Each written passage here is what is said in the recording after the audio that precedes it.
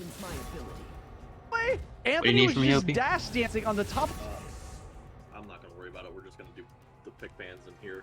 Like it won't be obviously an order or anything. Like I had it pulled up and when I restarted my computer, I lost it. So Yeah.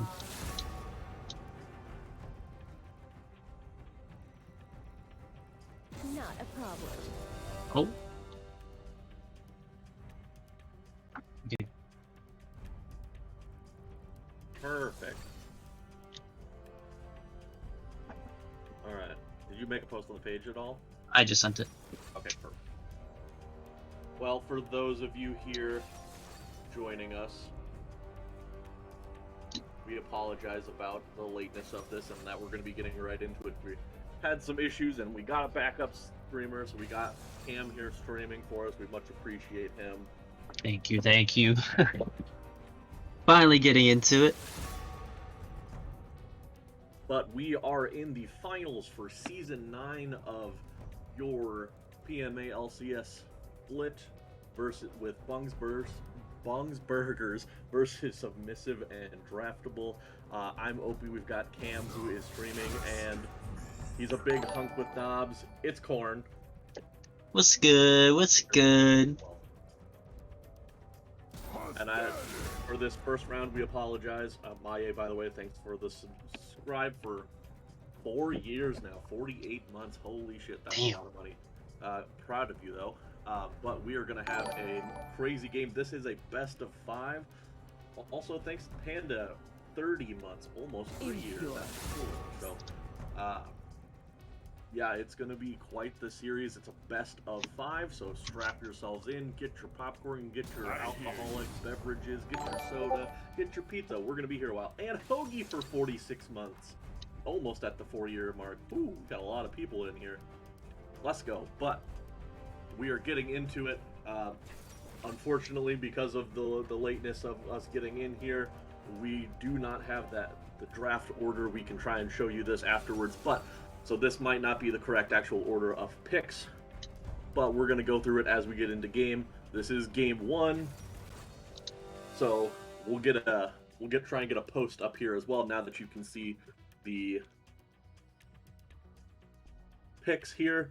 Corn, I'm going to have you go through and talk about what picks were picked for both sides. Yeah, and I'll go from the draft law order as well, just so we get an idea of everyone's thoughts going into this draft. So S&D was on blue side and BBS was on red side this game. S&D opted to ban Wukong, Amumu, and Nocturne, so a couple of junglers and a support / jungler flex pick there.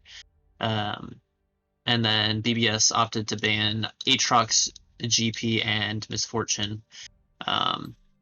So the Aatrox and GP kind of targets towards Dead Pixel there. And then the MF, just a really strong ADC blind pick right now in the meta. S&D decided to B1 Swain. So that, I believe that is a flex pick for them, and but it is going to end up being on TNT piloting it, one of his staple picks. BBS answered with Leona Ashe. Oh, Cam, can you show the client so we can see what the draft is? BBS opted for Leona Ashe and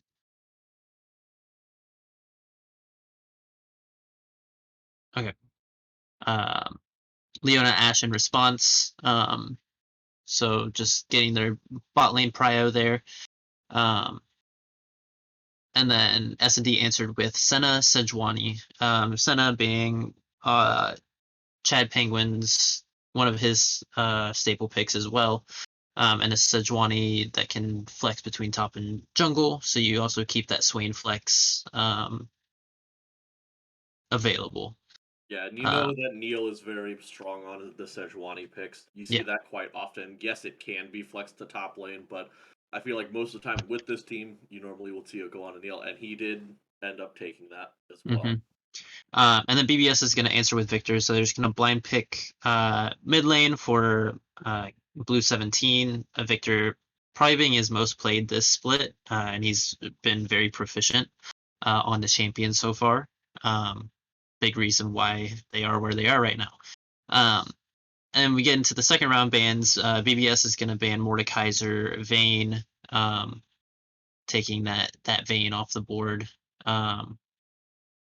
Not and quite then late game, like yeah, hyper potential with yeah. that one. And then S&D going with Trundle Singed bans.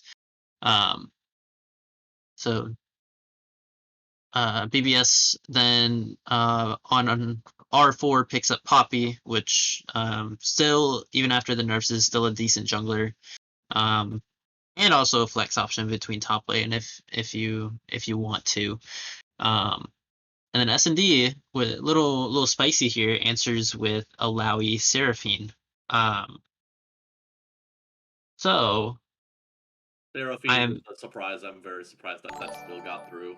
yeah. Like, Senna Seraphine, you're never gonna push them out. I am interested though, because Thanks for the subscription. We appreciate that. the way the lanes are set up, we have TNT on Swain, we have Dead Pixel on Seraphine, Chad Penguin on Senna, and then of course the Alawi will always go into Light Pulse 94's hands. So I'm very interested to see exactly how they decide to line up with either Seraphine or Swain in the bot lane with the Senna. You can run either, really. I don't know how much And that's practice. interesting. Yeah, I don't know how much practice Dead Pixel has on bot Seraphine, but I know he has flexed to mid lane for S&D before. But either way, the response on R5 was Tom Kench into the Alawi. So also, I'm interested here, and we can pause at 10 seconds before we all go into it. So that way we're all kind of lined up.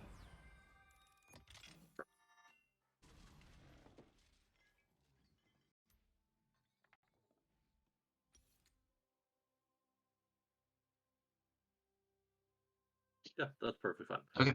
Yeah.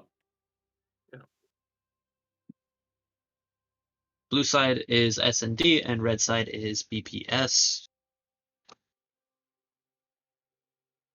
Sorry, we were just getting some kinks fixed out for the stream, so you guys can actually know which side is which, and we have everything we need for you guys to get the best viewing experience.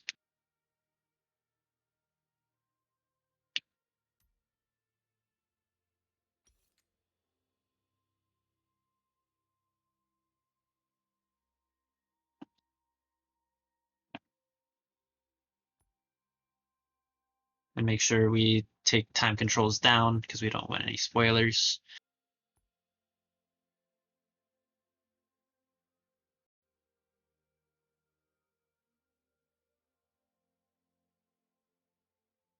Yeah, paused at 10. And on your mark. Yeah, give us a countdown whenever you're ready.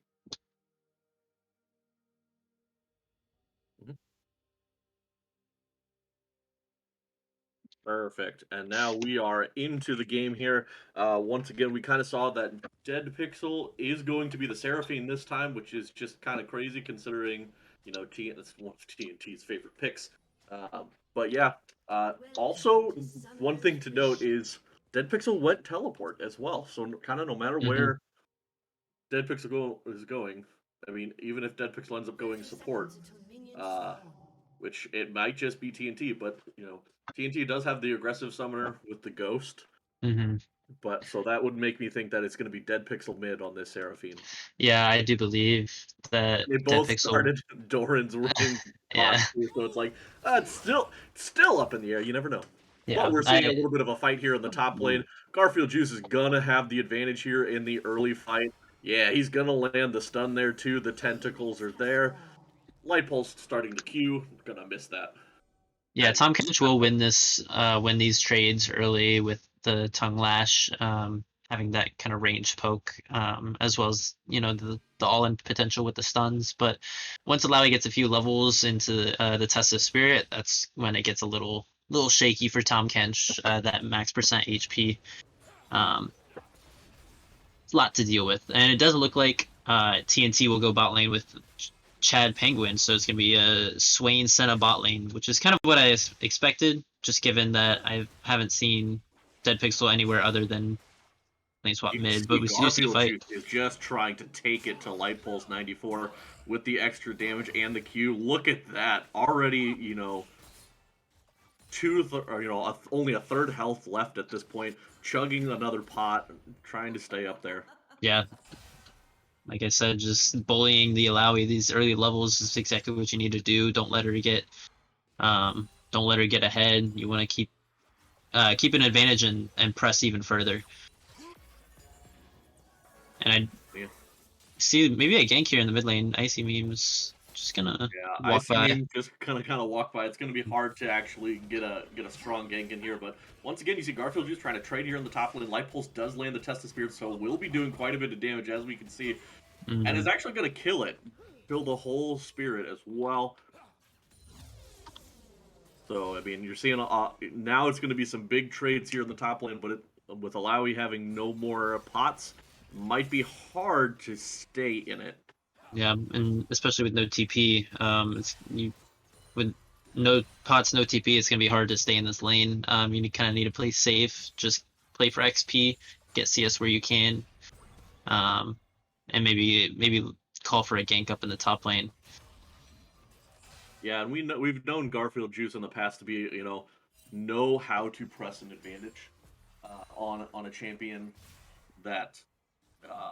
Especially all of these tanky champions, plays those very well, knows how to play aggressive and what matchups he can do so. But we're seeing a gank here towards the bot lane. Neil the Steel is going to be here, going to be running into Young Gun, who's going to flash away from the stun. Clumsy Chocobo's going to flash as well. Young Gun actually goes back into... Ooh, got the room. Doesn't have the flash, is going to get stunned up by Neil the Steel and is going to get taken out here. First blood, he's going to go over to Chad Penguin. Neil the Steel taking a lot of damage from Clumsy Chocobo, but kind of a... I don't know if it was the pull or if they actually went back in, but Young Gun got pulled back into the fight, and yeah, that's going to be first blood going over to SND. Yeah, so it was the never move that pulled Young Gun post flash, so he's not able to get out there, and then the CC chain with the Sejuani. Well, we're seeing when they're flashed in, Dead Pixel are going to have to flash out as well. They're not going to be able to pick up that kill though. Great escape by Dead Pixel. A nice engage there by the Icy Memes. Yeah, and you take that trade, the Poppy Flash for the mid lane flash, because Icy Memes is running the Hex Flash, so he is able to make those plays as much as he wants, and get these weird angles with that Hex Flash, and look for repeat ganks in the mid lane as well. Now that Dead Pixel's flash is down. Yeah, and you're seeing Garfield Juice once again using that, what is it called? The rune to his advantage, getting the heals up. The Test of Spirits are missing, so Garfield Juice is just kind of able to walk forward and take advantage of not getting really pressured out in this lane. Yeah. Light Pulse running out of mana here, and Garfield Juice is doing a great job of killing the tentacles as well as keeping up with farm, because it's hard sometimes to try to keep up with both. But he's doing a great job, knowing the cooldowns of Light Pulse and being able to walk up and kill those tentacles without getting chunked out. Oh, so we had a question in the chat. What were the regular season records for these teams?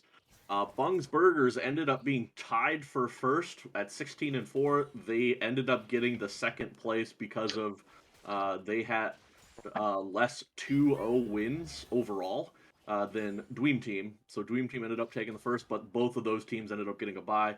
Now, Submissive and Draftable ended up in 5th place with a record of 13-7. Bung's Burgers being 16-4. And if I recall correctly, these two teams faced off early in the season, and I believe went 1-1. So both teams still very strong. S&D kind of finding their real good stride here later on in this season. And do remember, everyone, this is a best of 5, so we're gonna hopefully we get a great series here, and we'll be here get some forever. good games. Yeah, be here forever, basically. 40-minute bangers every single time. Yeah, and we're seeing some aggression. Poppy tried to gank in the bot lane, just was not able to do so. Light Pulse and Garfield Juice are trading out here. The minion wave in the favor of Garfield Juice right now. So Light Pulse just kind of waiting for stuff to go on. Icy Memes Hex flashes Flash. into the bot lane, but not Just able walks to away. Little emotes flash from Chad Penguin. More or less has to wait for Young Gun to be able to actually get the engage off, because Yeah.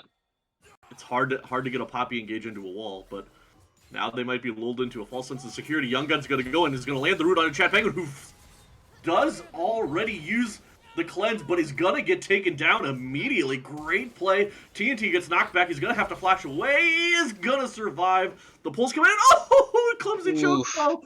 One more auto, but couldn't tank the tower anymore. Great plays there. They get the trade. They're going to have a big minion wave that pushes into this bot tower. Yeah, didn't want to die for that. Good job from Chocobo there to not overextend too much, but great job by Icy Memes, just kind of playing the long con there and being patient and waiting for TNT and Chad Penguin to get a little bit complacent, and finds a great gank angle. Young Gun with the engage, and Icy Memes with the pushback on the E. Yeah, and I mean, in this lane, it's, the Senna got the kill, which is always good, getting a Senna to kill. Senna is the support in this scenario. And so if you're basically comparing Clumsy Chocobo and Chad Penguin at this point. Oh, we're seeing the fight in the top lane, though. The flash had to come out from Light Pulse because he got pulled under tower, but Light Pulse is now going to ult. Garfield Juice is going to take a little bit of damage. Test of Spirit is going to die, so he's going to have to just retreat to his tower. The Ashel's going to hit. Garfield Juice is just taking damage from these tentacles. He's going to have to flash out there. Ooh, that's close. Garfield Juice. Ooh, Light Pulse is looking for it, but knows he doesn't have any mana, so he can't dive the tower to get that kill. So a trade of flashes overall, a nice Ash Arrow coming in, but you see Neil the Steel is on this Herald right now. They're gonna get this because they have all the pressure. They have Prio in the top lane and the mid lane. Chocobo's gonna get pulled in here. He's gonna have to flash away from the Never move. So great play there from TNT to land that. So now they know that timer is back down again. They can look for a play once Neil Steel is going to be pathing bot here. And with BBS having the push here, I think they're going to be able to get this freeze in the bot lane. I don't know if they're going to hold it or if they want to push out and move around the map. Either way, you have a bit of time to think about what you want to do as Neil Steel is pathing down. He has his entire bot side still up. And Clumsy Chocobo just gonna get some honey fruit. One thing we didn't see was the dragon was taken earlier by the side of Bungsburgers, so they do have that dragon now in their favor. Not anything crazy early on the dragon take, but once it gets to the later game now, if you keep stacking, you put on the pressure for these souls. Yeah, early Cloud Drake, not that impactful. It's going to be a Hextech Drake to follow up. Gives some decent stats, so we'll see but we do want to see what the soul is. But meanwhile, we're seeing a gank here in the top lane. The stun is going to hit into the wall, suppressed, and now Light Pulse is just getting dragged under tower. Light Pulse is going to get taken out by Garfield Juice. Well played by both of them. The knock up into the hit on the wall, but Neil the Steel's trying to go after Blue 17, but Blue 17's just going to kind of walk away from that. Didn't even have to use flash. The ult did not hit. Yeah, Neil the Steel trying to get something in return cross map, but AC Meme is doing a great job finding these gank angles, and Garfield Juice with a great Abyssal Voyage to get the initial knock up into the heroic charge and into the wall. Neil the Steel will drop the Herald down here, though. We might see a fight break out. TP coming down. Getting rooted up. Clumsy Chocobo and Young Gun are going after Neil the Steel. Blue teleported in. They're going to get the Rift Herald on the tower, but actually getting nothing out of it other than some plates. I'm thinking that they were in range. The Ash Arrows actually hit onto the Swain, and so is the Victor stun. Just explosion of damage onto TNT. Blue picks up that kill. Chad Penguin is taken really low. He doesn't have flash. He doesn't have cleanse. He's going to get taken out again. A double kill for Blue, and Neil the Steel is going to flash away to barely stay alive under tower. Blue might be looking for more. He's chasing. They're trying, but Blue is not going to find anything. That triple kill. but a great counter engage there after Neil the Steel dropped the Herald and tried to, possibly dive the tower. And we're seeing more fighting here in the top lane. Light Pulse did miss that Test of Sears, so Garfield knows he can go in, he can take this fight right now. He's going to land the stun, he's going to try and get another proc and maybe pull Light Pulse under the tower, but the Test of Sears, he's just going to get hit by more and more tentacles every time. Garfield Juice has to just dodge the tentacles now to try and stay alive. Will do so just fine. I don't like the animations of this Alawi, though. It's kind of a little tricky. Yeah.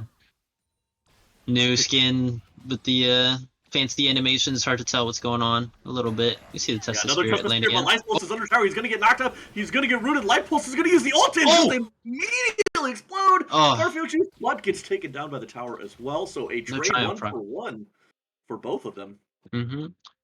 1-for-1, and looking at the lane state in the top lane, the wave is just kind of frozen under Garfield Juice's tower. He does not have TP to actually catch the wave though, so he might lose out on a few minions here. Overall, it's just an even 1-for-1. Neither one loses too much. Yeah, gold is actually a little bit in the favor of Alawi, but the arrow hits. Arrow misses. Oh. Almost hit me, IRL. But we're seeing, once again, Neil the Steel still just hovering around the spot side, trying to keep the spot side fed. He's going to land the stun onto Icy Memes. The root's going to hit. The ult is going to just hit onto Young Gun. Young Gun is in a bad spot right now, but the rest of the team's collapsing. Clumsy Sharkbo is going to get taken down by TNT. Blue is looking for a kill here and is not going to be able to get it, but Neil the Steel stuck in the middle of everybody just like Young Gun. Neil is just stunned up to oblivion. He's going to get taken down by Blue. They're not going to be able to continue this fight. Young Gun's going to actually go in onto Chad Penguin. The laser damage is insane. Chad Penguin's going to take him down. So low. Shields are so good, and Blue is not going to be able to pick up that kill. The Seraphine shields and the Senna shields are too good. Yeah, the healing and the shielding from the Seraphine, Senna, as well as Swain, just kind of frontlining for them there. They're able to pick up, I believe it was a 3-for-1 in favor of S&D. They pick up the Poppy early. Neil the Steel, the only one to die in that exchange. You got Icy Memes here. They know that Icy Memes is here. He's trying to run them down. Dragon is up. They have to back and get out of there because both TNT and Chad Penguin are low. So it looks like they're just going to try for this Dragon right now. But once again, Alawi's still here on the spot side. No camps really available at the moment except for the Dragon. And they're going to try and do it. They do have the 80 carries, the bot lane back from S&D, so this should be a free Dragon for them. Yeah, Neil the Steel not going to opt for any steal attempt there. He's just going to go farm his Krugs. So overall, ulting onto Garfield Juice in the top lane. The action never ends up here. This is the opposite of a constant fighting up here in the top lane. But overall, in the extended trade, BBS is going to pick up their second Drake. Forcing after the fight, TNT and Chad Penguin needing to back, and so they have the prio on the Drake. They're going to pick that up for themselves, and it will be a Infernal Soul, and that'll be a great soul for them to have to cut through this the shielding and the healing of S&D. Lightpool's getting really low. He probably wants to back here. He has TP available in a few seconds, and it is unleashed now, so they can look for cross map plays here. And it looks like BBS getting some prio on the Herald, getting some vision down. Blue 17 already around there, and Garfield Juice will have the push here as well.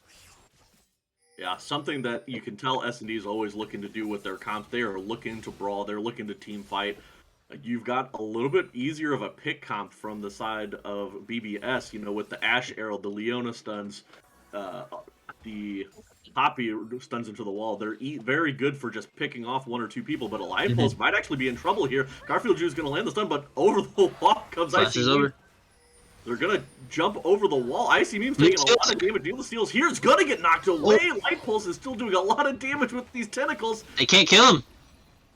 Light Pulse is going to get eaten up by Garfield Juice, but he's going to end up picking up the kill anyways. But on the bot side, there's a trade there, but Blue comes in. They're looking for a fight still. The ultimate's going to land. Ooh, the Ultimate! They're going to blow both of them up, and that's going to be another Herald, so a 3-for-2, because Denpixel ends up actually going down in that trade. But yeah, the cross maps, Senna, that's on the bot side. They're probably going to get this tower, first tower, by the way. Oh, Young Gun. Don't touch the tower. Oh, he's dead. No, he's not. Okay. He's alive. They All get right. the first tower, but the Herald goes over to the side of S&D. Yeah. Lots of Looks like Neil's just gonna drop it right away up in the top lane. Open up this lane. I don't know exactly how I feel about that. I feel like you want to keep Alawi in the lane with Tom Kench for a little while, but this does allow Alawi to swap down to the bot lane in the long lane, and you can move your bot lane wherever you want, whether it be in the top or mid. But yeah, overall in that fight,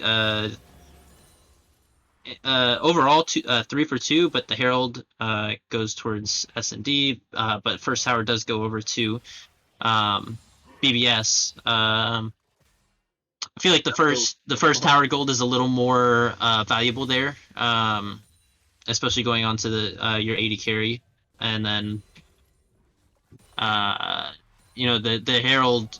It's a good cross map play from BBS after losing the initial team fight. So gold is still about close to even. S&D has about a 1k gold lead at this point. Yeah, you're seeing in the mid lane too. This Victor is starting to farm like crazy at this point. He's about 40 CS of Seraphine right now.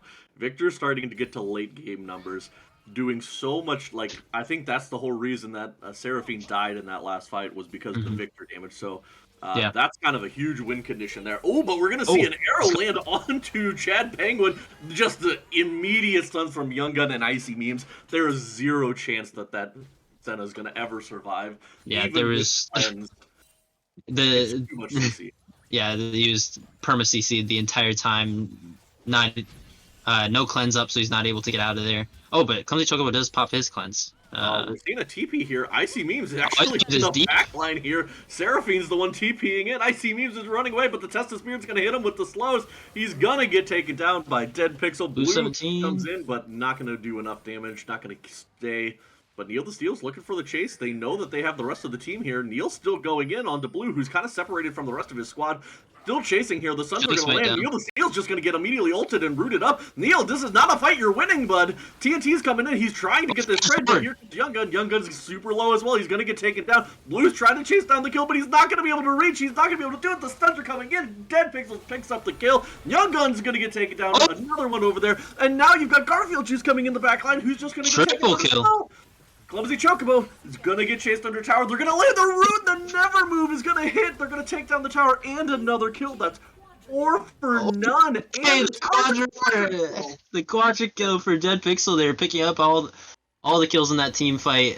4 for 0, and they're going to pick up the dragon. That's a huge gold swing in favor of S&D. Neil Steel looked like he took off or bit off a little more than he could chew.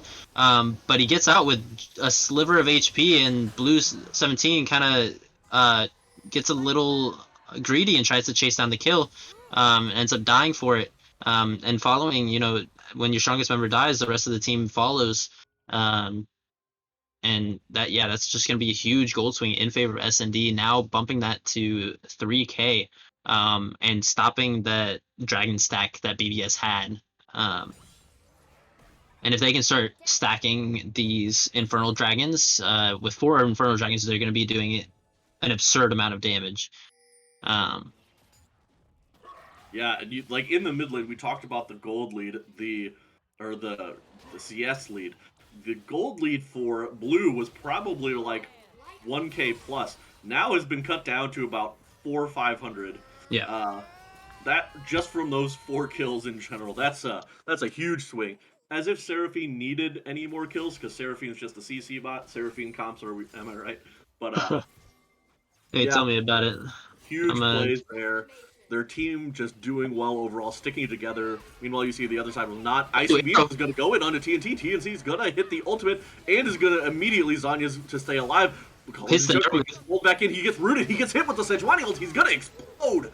TNT's coming in, though. Young Gun's here to try and stun up people.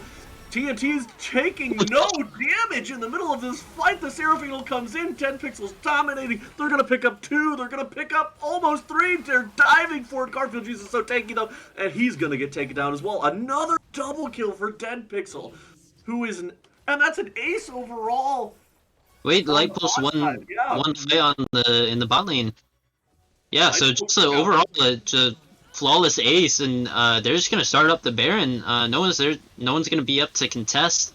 Icy Memes is not up for another 5 or 6 seconds, and they'll be able to take that down beforehand. It just feels like BBS just doesn't have enough damage to actually kill anyone on S&D with the healing from TNT, or the self-healing from TNT, the tankiness of Sejuani, and the shields, the heals and shields from Chad Penguin and Dead Pixel on the Seraphine Senna. Like, no one is dying. Yeah,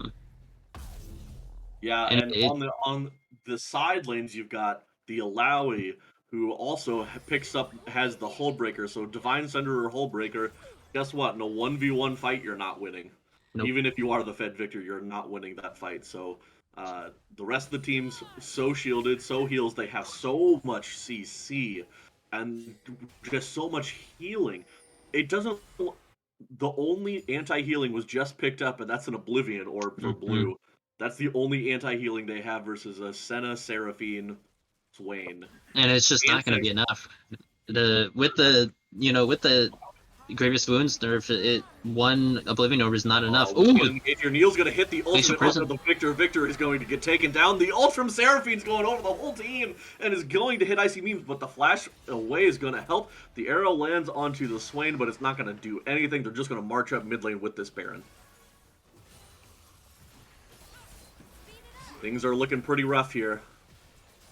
Looking pretty dire at this point. Just sieging mid right now. Blue 17, the Victor, that is your main wave clear. You can't really wave clear with anyone else, so the Ashe kind of needs to auto attack to be able to do that, but she can't walk up at all and take risk of getting hit by a Never Move or Seraphine Root. We're seeing the Roots coming in here onto Garfield Juice, who just can't even shield. He does, but guess what? The Senna is going to take down both tanks there, and now your Ashe is going to fall. Victor's alive, but he's going to die immediately, and now Youngfun's the last one alive. He's going to get taken down. That's going to be another quadra kill.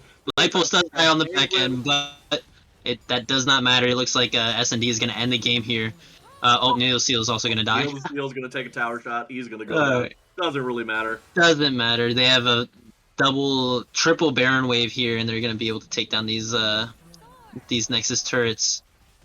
Next person up, not for 5 seconds. Yeah, this game is going to be over. So GG's game 1. S&D taking the game 1 victory. Just kind of unkillable in those team fights. Not really. BBS not having the tools or the damage to actually find any kills in those team fights. And they kind of took the fights on S&D's terms, which is not exactly what you want. BBS has more of a pick-oriented comp, and S&D decided to, you know what? Hey, we're just going to group up and we're going to run you down, and you can do nothing about it. And it picks up the game 1 victory for themselves. Yeah, I mean, we've seen this before. We've seen this in the last series. Senna, Seraphine are not champions you want to allow them to have. Seraphine in particular, just because it's so enabling for the rest of the team, you can sit back. It doesn't even have to do much damage. You could have 0 damage items, and your E, W, and ult will do everything that you need. You're shielding your teams, you're healing your team, you're rooting up the enemy, you're ulting and charming the enemies into you. And you can cast that essentially across the map as long as there's both friends and foes in the way. It's an absolute dumb ability. Really dumb. Riot, remove it, please. Oh my gosh, it's you that has to be the thing you take away from this. You should have learned that last week. Yeah. Because I'm pretty sure last week, who was facing S&D last week? I don't remember off the top of my head. RNG? Yeah, or was it a Dream Team? TSL faced them last week. That was 2 weeks ago. That was quarterfinals. I casted that match. That was a banger, by the way. Team, sorry, yes. But they left the Seraphine open game 1. I'm pretty sure they banned it game 2, and they won game 2. And so then just Seraphine diff, or I think it's just Seraphine. Get rid of it. it's too much team enabling and too much CC for a huge team. Like S&D is very team comp, team fight. They want to all group up and pound you into the ground, and it just enables it even more. But well played by S&D. They knew their comp, how they needed to do that.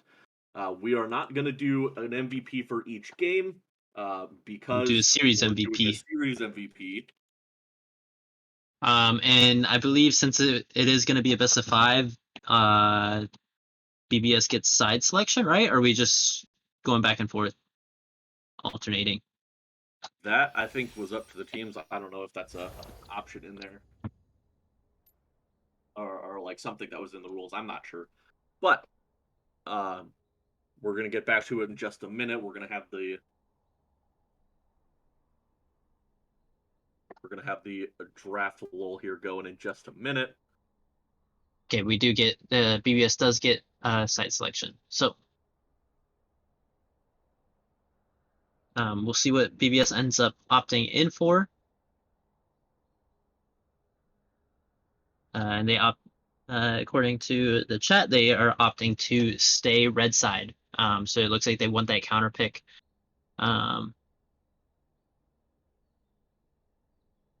Which I think is a good option. Yeah. But the thing you got to look at here is you're also giving them first pick to pick whatever they want. So yeah, both both one less thing to go for. Both sides have their strengths and their weaknesses. You're with red side, you're opting for a counter pick, but you're losing out on a prio pick on B1, which is what what S&D did with the Swain pick, taking that flexible option, and then you don't really know which lane it's gonna end up going to. So we'll see what they adapt here. Maybe they change up bands. Maybe they opt for a Seraphine band instead of the Aatrox or the GP. Maybe even drop the MF. We'll see what they value more. It's like, don't get me wrong, Senna not not something you want to see Chad playing. However, Senna is a lot less enabling than Seraphine is.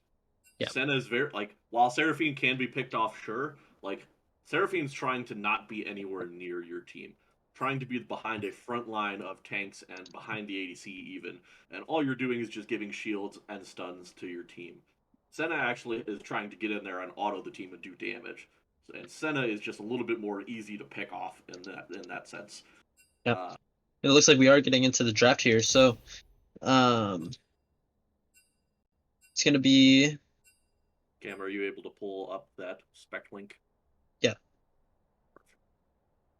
So we are gonna stick with the same bans here. For S&D so far, they're gonna ban Wukong Nocturne. BBS taking a little bit of time on their second ban, but they're hovering GP again, so it looks like they're gonna stick with their Aatrox GP bans towards Dead Pixel. Don't want him on his comfort champions. He has shown that he is very proficient and is able to carry games quite well. So they will opt in for this GP ban. The timer is 0. What's going on? Oh yeah, it crashed. Okay. Wow, of course. I was like, what? It's been at 0 for a little while. It's Oh, that's funny. Oh boy. A new one. Site is down. Site is down apparently. Okay, so we might have to swap back to the old ways. Pro draft. Isn't that why we got away from pro draft? Was because that happened too often? Yeah, something like that.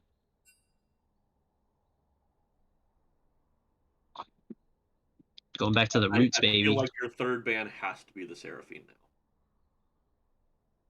Which is, because from last game, they'd be leaving up the MF. MF is a very strong champion. You can first pick that, that's fine. But there are much more there are ways to shut down an MF. Like, yes, it's a lane bully, but so is a Senna Seraphine. Senna Seraphine or Swain Seraphine, whatever. They're all lane bullies. So it's like you swap one for another, but one is a lot less team fight oriented. Oh, never mind. It unfroze itself. Oh yeah, it did. What? It unfroze. It's still the timer's going down. That's funny.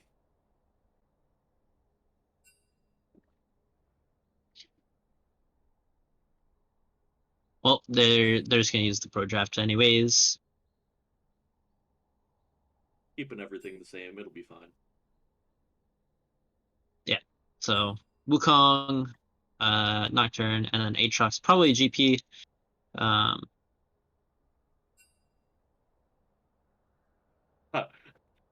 yeah, I'm sorry, Cam. This is all kind of scuffed. They're making it much harder than it needs to be. Oh man. All right. Well, okay. so yeah, they're gonna opt in for the Seraphim Bane, and yep, S&D is gonna pick up the Misfortune for Chad Penguin. It is one of the champions I've seen him play quite a bit. Even like out of this current meta, before she's been Giga strong on the current patch. Probably the best ADC in the game at the moment. Just does an absurd amount of damage. But I know Chad Penguin is quite proficient on the champion. And it looks like BBS is going to take the Sejuani away so they can hold that flex for themselves. I'm sure they are able to flex that since Garfield Juice has been a fill player and has probably played Sejuani before. Yeah, I imagine it's actually going to go on to Garfield Juice. Don't get me wrong. I see memes can play it and has played it well in the past. But it gives a good flex, obviously. But Mm-hmm. like it just feels like a champion that Garfield Juice is made for. It's that beefy engage tool that I think maybe Ooh, Blitzcrank. I like this. no. They said it's Ash. It's not. Oh well, that's They fucking lame. Oh, so sorry. Pardon my French. That's pretty lame actually. Well,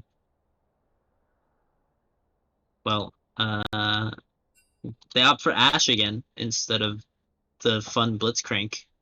That's boring. So okay, so Ash, they're gonna opt for Ash again, and S&D is gonna respond with what? Narrel. Is Nar is Alawi. Oh my gosh, what is that? okay? So Nar is Alawi.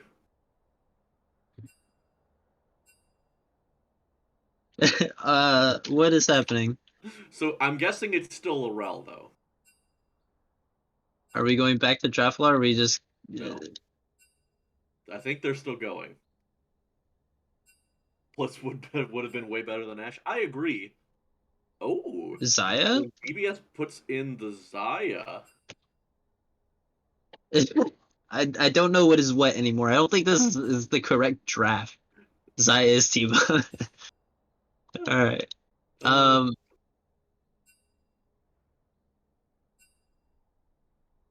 Mulligan. Okay. Redoing draft.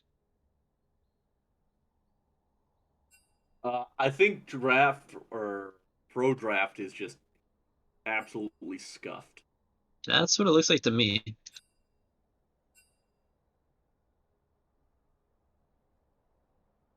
Yeah, the reason we started not using pro draft anymore is because we got too many bugs like this where you would click a champion and then it would select a different champion. Oh my goodness. I'm so sorry, guys. No, they. I think they've cut They it might off. just run the I draft in the client.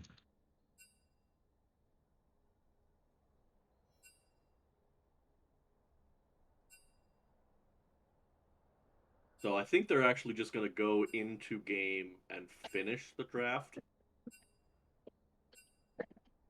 I'm not sure if the rel was actually the correct pick then. Nobody said that. I don't think Rel was the because it was insta locked directly after the Was, yeah. yeah.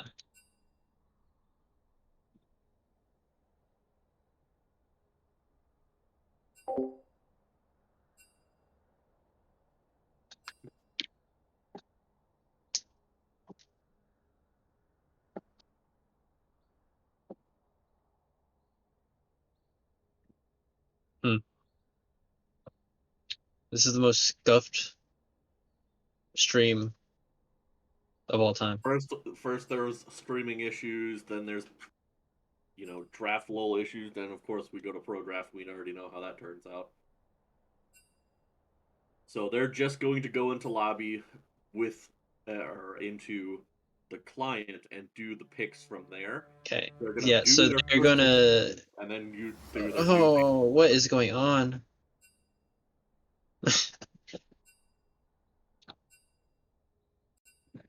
It's blind pick. Blind pick selected. Oh my gosh. This my game God. is awful. Actually, the most scuffed thing I've ever seen in my life.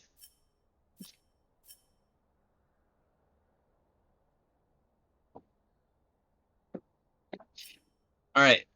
But so the plan should be now that we are in tournament draft. The plan for the draft should be we're gonna do in client. They're just gonna go from. They're gonna keep their same bands. They're gonna do the Misfortune pick, and then the Sejuani Ash for BBS, and then they'll go from there. So everything is the same up until that Ash pick on R2, and then we'll get into the actual draft. I see that we have a lot of Neil the Steel fans here in our chat. Gotta appreciate. I'm a Neil the Steel fan. What happens though if you go a blind pick into a game and Neil the Steel disconnects? If you're in a blind pick, you can't pause because that's what you can do in tournament draft, and that's why we have Yeah. because of picks and bans, obviously, but like because not everybody owns every single champion, we do it in the draft lull. Yep. So that way we can kind of circumvent that. Wow, all these poor people not able to buy every champion. Cringe. Like me, and you haven't been playing for 10 plus years and have I know. locked because you have 18 trillion blue essence. How much blue essence I have? 93,000? Yeah. I have 308,000 right now. Okay. Yeah. And I still you got me beat there. I spent a lot on almost every champion shard that I could like. Yeah, I've been collecting all the champion shards as well. Finally getting into it. It is a tournament draft, so I think we are finally good. Hopefully speedrun this first part of draft. As if this game wasn't gonna already go on long enough because it's best of 5. Yeah. So no matter what, there's always gonna be a game 3. There's always gonna be 3 games, but like. Yep. At the very least, Holy man, come on. What are we doing here, guys? Man, it's already 10:40 at night for me. I gotta work in the morning. Let's speed it up, boys. We have the technology, but we can't. Yeah, I know.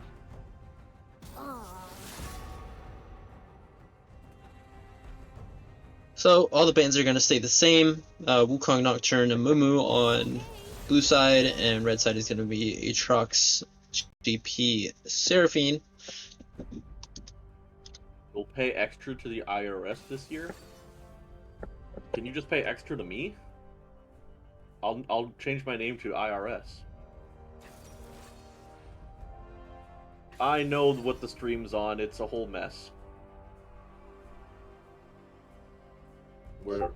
We would have it on the draft roll, but we can't at the moment. So you get what you get, and you're gonna. You can just listen to the sweet sound of my voice as I tell you all of the picks and bans that are happening. So, as we had said, Misfortune is going to be the first pick on blue side for Chad Penguin.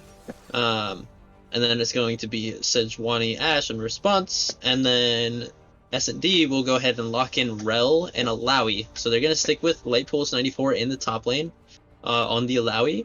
I think they kind of want to force BBS to start banning it. So it is Rel. Yeah, and so they are going to opt for Rel, which is a great combination with the Misfortune. You have the Wombo combo potential with Rel being able to hold champions inside of the MF ult. And then the response is going to be Mordekaiser on the side of BBS in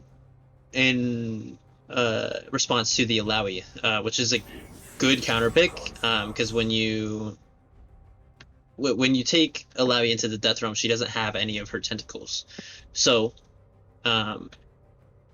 she can't really win those all-ins, as well as Mordekaiser stealing stats on the ultimate. It's a good counter matchup into the Alawi, and the BBS for the round 2 bans.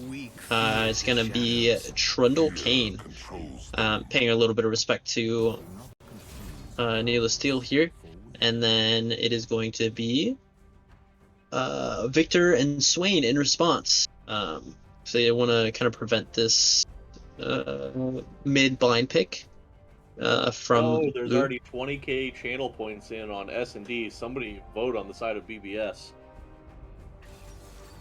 We don't know what the teams are all the way yet, to be fair, but... So Janna is going to be picked up here for BBS, which is a great counter pick into Rel, because you can cancel the engage, the jump from Rel. You can either Tornado, or you can use the ultimate, the Monsoon, to push away Rel in the middle of the animation. I would think more... Well, I mean, yes, Rel for the initial engage, but Alawi too later on. Yeah. Ooh. And then they pick up Warwick as well for the side of S&D. That's one. Warwick will be picked up for Neil Steel. That's one of his other staple picks. Ooh, excuse me. Diamond and Tambo all in. All in, maybe. And Galio will be the final pickup here. So this Janna pick for the side of Bung's Burgers, which I think it's going to be really valuable, is looking so good right now. Yeah, I think it's Alawi, Warwick, and a Galio. It just allows for so much disengage. Because they're all melee champions. The lane matchup into MF is a bit rough because of the the what's it, MF's E, the rain, make it rain. That's what it's called. Yeah. It's kind of hard to play lane into MF, but the overall value in skirmishes and in the mid game is going to be so high, and Cassiopeia being the final pick for BBS for Blue 17 is also going to be really great value for them. Just a lot of melee characters and short range ADC as well, and Misfortune. It's really going to be really hard for them to chase into Cassiopeia, Janna, and even Mordekaiser. Mordekaiser does really well with champions going into him. And Ashe as well. Ashe is here in chat, by the way. Yeah, Ashe is a great kite champion. So yeah, I mean, it's gonna be like, I feel like BBS's comp going into what we're seeing right now is fantastic. Like, I think their comp is great. Like, Mordekaiser will be great because guess what? It's like, hey, Alawi somehow gets into the middle of the team and like uses the ult. Guess what? You take them to the Death Realm, and they ain't doing that no more to your team. You've got so much kite potential, so much CC potential from your team to just kite out the Warwick Galio, Alawi Rel. Like, it just gives you those options later on. It's kind of like the tables flipped. Last game, S&D had this super huge like team fight, engage, so much CC, keep everybody alive. Now they're kind of like the, hey, we're trying to dive in and get these picks. Yeah. And the opposite now. BBS has the really good team fight, lots of CC kind of comp. So honestly, I BBS think can do the same thing that S&D did last time. Yeah, honestly, I think BBS kind of outdrafted S&D. I think really the only way S&D wins this is, they outhands or outskill BBS, or they get ahead super early, or get a really big lead early, and just snowball and end the game before it gets too late, basically. But it will be interesting to see how this plays out, because you do have some options with like Warwick flanks as well as the Galio ult coming down on top of the team. But if the carries are able to stay alive, it's going to make it really difficult to actually kill them in an extended fight. So we will see how that plays out. I don't really have much more to say. While you're still here, there's like 10 seconds left in the predictions to get your channel points in on who you think is going to win. There's a huge amount that went into S&D. Oh, I wasn't able to put They're in. going to win. Dang. It's So okay. I'm a yeah, caster. I shouldn't be gambling on the games I'm casting. 46.7k points to 10k.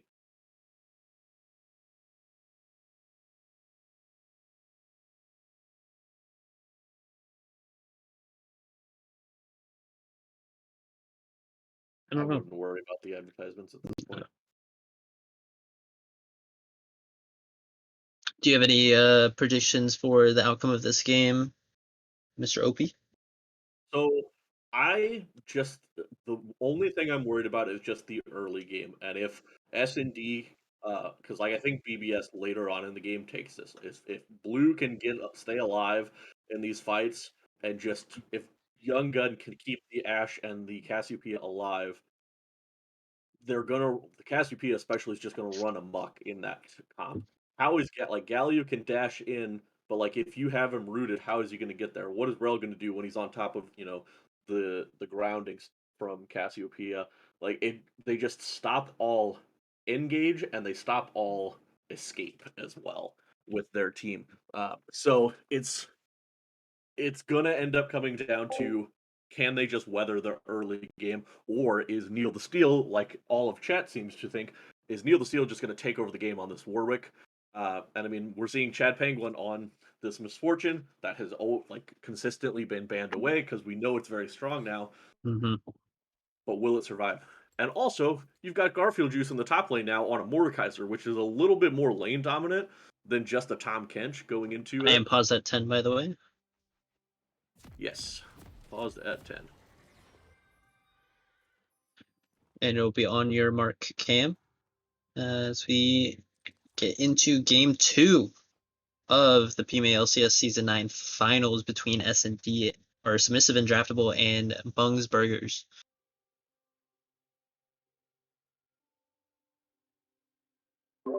Yeah, right now S&D up 1-0.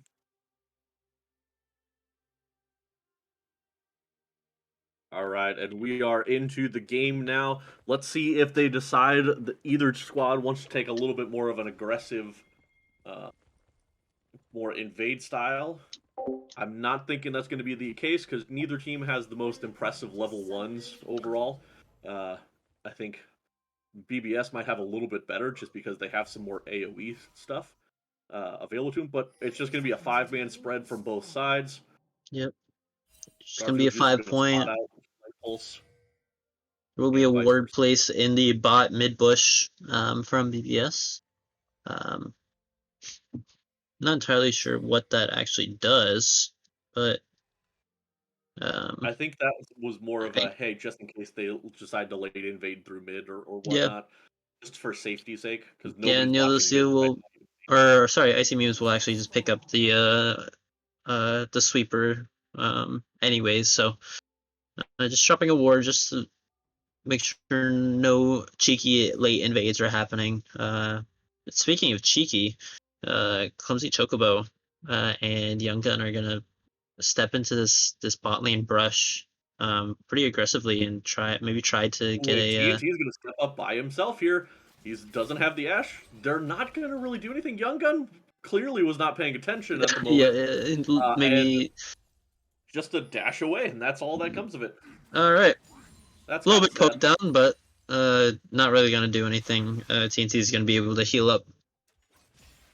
The benefit right now, though, is he's unmounted, so move speed is a lot slower. Doesn't have the engage quite yet, so was a little bit easier to poke out, but we'll get that back, no problem. And now it just comes down to farming for all these lanes.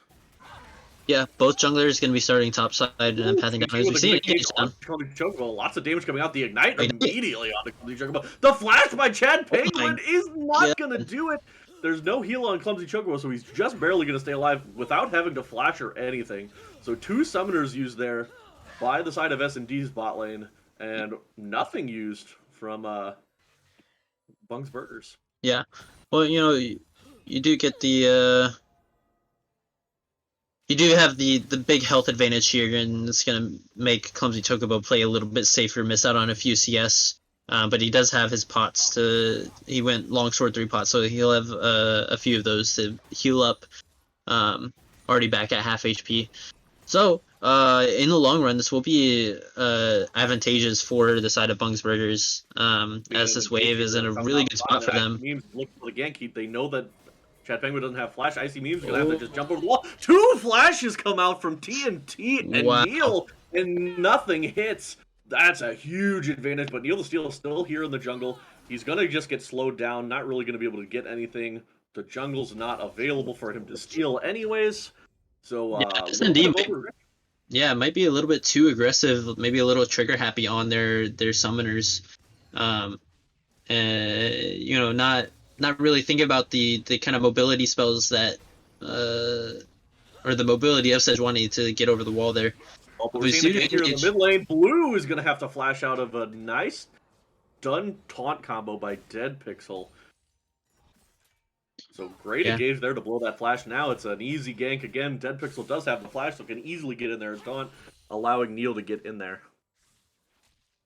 Right, Dead Pixel might be able to look for just a solo kill here if he finds the right moment.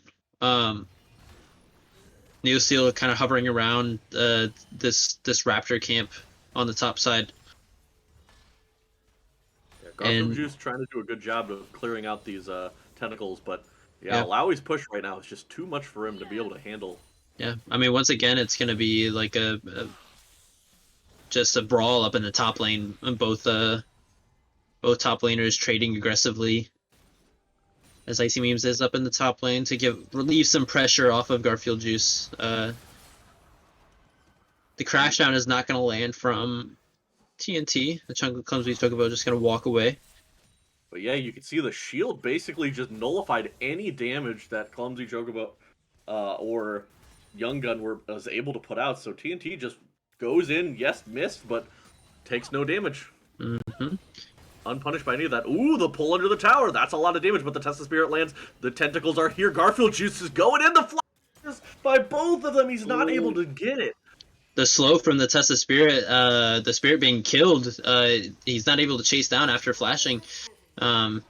Still even taking damage now. Blue 17 does have to be really careful. He could easily get dove by this Warwick, or the Galio himself. But both junglers once again coming down towards the spot lane. Icy Memes is beelining straight for the bot lane here. He's not going to be spotted right away, and he's just going to go in. He does get canceled up. Icy Beams has to flash away. The great play by TNT to stop the dash in onto Chad Penguin. Warwick was still here. Neil was here. They're both junglers just playing around this bot side to keep them safe, but great play by TNT, forcing then Icy Memes to have to flash away to stay away from this Warwick. What a play there by TNT. So yeah, your Blue still hasn't backed here in this mid lane, just staying for so long. Doesn't have the TP available, because ended up going with the Ghost, which is still probably a good play, but we're seeing some aggression here on the top side. Light Pulse is going to get engaged on here in the top lane. The ult's going to come out. Now he's going to get pulled into the Death Realm. Light Pulse doesn't have the tentacles anymore, trying to just kite and stay alive, but is not going to be able to do so. Garfield Juice plays that perfectly. And that's going to pick up first blood. That's the counter pick right in action right there. You wait for Alawi to ult herself. You know, use the leap of faith, but then Garfield Juice pops the Death Realm right afterwards, and there's no tentacles able to crash down on him, and he's just gonna win that every single time. Alawi really relying on her tentacles a lot, so to win out those all-ins. So yeah, and when you go into the Death Realm as well, I don't know if the Test of Spirit actually stays or not. Oh, but we're seeing an engage here in the bot lane. TNT is going to go in onto Young Gun. The nice knockup's going to hit, but the stun as well onto Young Gun. He's still going to be able to get out with a nice shield. TNT taking some follow-up poke here. Oh, but they're going to go back in, and Young Gun's going to get hit up once again and ignited and taken down. TNT gets another one after an overstep by Young Gun. And then another engagement is not going to land this time, just barely. Yeah, Young Gun not respecting the cooldowns of TNT there. He's able to get the remount and flip Young Gun after he had already flashed. So there's no way to save himself after that. And they're gonna pick up a Oh, kill, the engage again! forcing Oh, another the flash. Juggler's gonna get not ignited. Chad Penguin, though, has just got one auto. He's going to land it. Chad Penguin's get slowed. Is he going to take the extra tower shots? He is! It's going to be a trade. 1 for 1, but Clumsy Chocobo's going to be missing all of this tower. And Garfield again gets the solo kill of the top lane. Nobody's had the answer for Light Pulse's Alawi, but looks like Garfield Juice is ready. Yeah. Oh, but here comes Neil the Steel in this top side. He's looking for the fight. Oh, Death Room. Oh, but 2-level advantage, though. And a minion wave as well. Everything, though. The minion wave's actually doing some work on to Neil the Steel, but it doesn't matter. Not enough of the damage and not enough health left. Garfield Juice will get taken down. But now it looks like you're going to see Icy Memes go straight for the dragon. They're trying to get this early dragon pressure. Once again. Making a cross-map play here is exactly what you need to do if you're BBS. You lose a member on the top side, you trade it for dragon. And, you know, vice versa. If you're losing stuff on the bot side, you want to trade for Herald, trade for top gank, anything. So really good from them here. Yeah, great cross map. And even though Garfield Juice dies, it was still a 1-for-1 trade in the top lane. He solo killed the Alawi. Just a nice follow-up by Neil the Steel there. And also, on the same token, Neil is now on the Herald. He's looking to take that this time. Sejuani is on the bot side of the map trying to clear out the jungle, but is actually going to be forced out with the rotations from the Galio and Rel. They're not going to allow the jungle to be stolen away. Oh, they saw once again, they had it worded. They knew this was going to happen. Icy Memes getting caught out here. TNT goes over the wall. Chad Penguin's already there. Dag Pixel's here as well. That's going to be so much damage. Icy Memes is going to be a free kill given out to Chad Penguin. Meanwhile, we're seeing in the mid lane, Boo's going to get ulted on by Warwick. Neil the Steel is going to survive. Galley will come down, but he's going to be too fast. He uses the ghost and he's going to survive. Yeah, so the side of BBS, S&D does catch out Icy Memes being a little aggressive in their own jungle. And they're gonna donate that kill over to Chad Penguin and feed this MF anymore. Fear he's gonna flash in for it. Clumsy Chocobo's just kiting it out. He's gonna be able to escape long enough. Young Gun's gonna be stunned up as well, but they're not gonna be able to get it. Chad Penguin's actually taken very low, but it's gonna be okay. Oh my gosh, in the top lane, this Alawi is just getting punished. So much damage. But the Herald is popped in the bot lane. They're trying to get just more gold funneled in onto this MF. Yep, gonna get these points, so they're Young Gun. Young Gun's gonna go down immediately. Monsoon is not in time, and Lego's just gonna get popped. Garfield Juice using the ultimate, keeping the Alawi outside of the tower. Oh, we see Icy Memes go in. TNT is gonna take it so low, but he's not gonna go down. He's still tanking towers. He's super low. Icy Memes is still here. So much damage, but he's just gonna the healing from Neil the Steel. Oh my god! He's going to survive. Oh, it doesn't quite get the double up there to finish off the kill, but so close. TNT and Neil the Steel both living with just a sliver of HP, but up in the top side, Garfield Juice just dominating this lane, up 2 levels, up almost 20 CS now, and 2 plays for himself. He's just solo killing Light Pulse on this Alawi, kind of giving him a taste of his own medicine on that oppressive Alawi pick. He has a 1,600 gold lead right now. Yeah, 1,600 gold lead right now at 11 minutes in the game. That is huge. That is huge. 3 solo kills, no assists for Alawi on the trade kill by Neil, and down 15 CS roughly, give or take a few after these waves. But Garfield Juice is going to play a huge factor late in this game. Things are relatively even. There's been some better rotations from the side of S&D on this bot side of the map, but once Mordekaiser gets into these plays and they start doing dragons, we're going to see how this goes. Yeah. And something that's gotten a little bit unnoticed here is Blue 17 with this pretty significant CS lead in the mid lane, farming up really well, trying to get get scaled up as quickly as possible. You don't necessarily need kills as Cassiopeia to. Oh, Arrow, go ahead. But the engage is going to be kited out by Young Gun. Young Gun does such a good job, but Warwick's going to just ult out of the fight. He's just going to run away. TNT's getting taken very low. The Galio ults into the fight. Young Gun's going to take it so low by the MF, but he's going to survive. Clumsy Chocobo stuck in the middle. He's going to flash. He's not going to survive. But then Neil the Steel comes back in as well. They're going to take out. Blue is just trying to kite it out. Another kill goes down onto Young Gun as MF doesn't hit. And Garfield just chasing Lightpulse.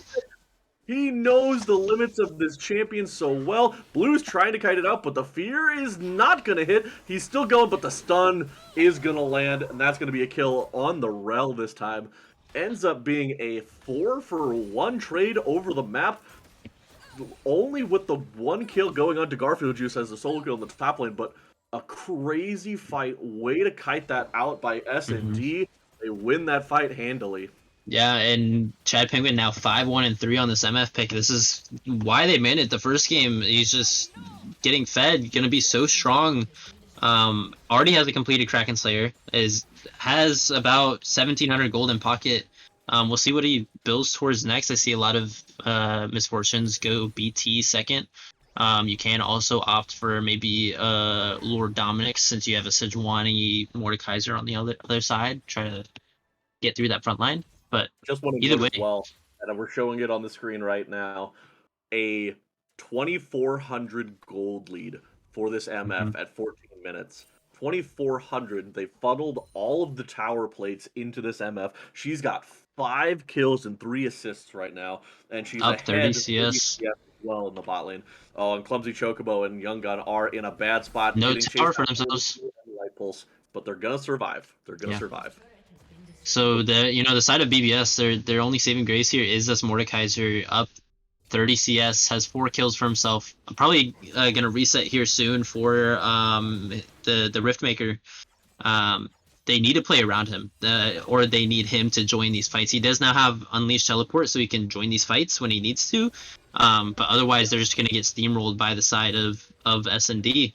Chad Penguin picking up the Serrated Dirk, opting for probably Collector second. Just continue that snowball even further.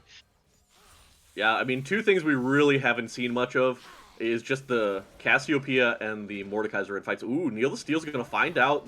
I see memes here, but the slow is going to happen. Garfield Juice just off on the side and not going to be worried about it. But back to the point is, Blue hasn't really been in the fight. This Cassiopeia has her Leandries now. That's going to cut through that team because they're not really, they don't really have much stats right now. And they're not going to be a super armor and magic resist building team. You see Warwick, a lot of HP. Hybrid, like damage tank. And I mean, Rel is a support, so will get tanky, but it doesn't get there super quickly. So we'll see how these fights end up panning out. Looks like S&D's going for the Rift Herald.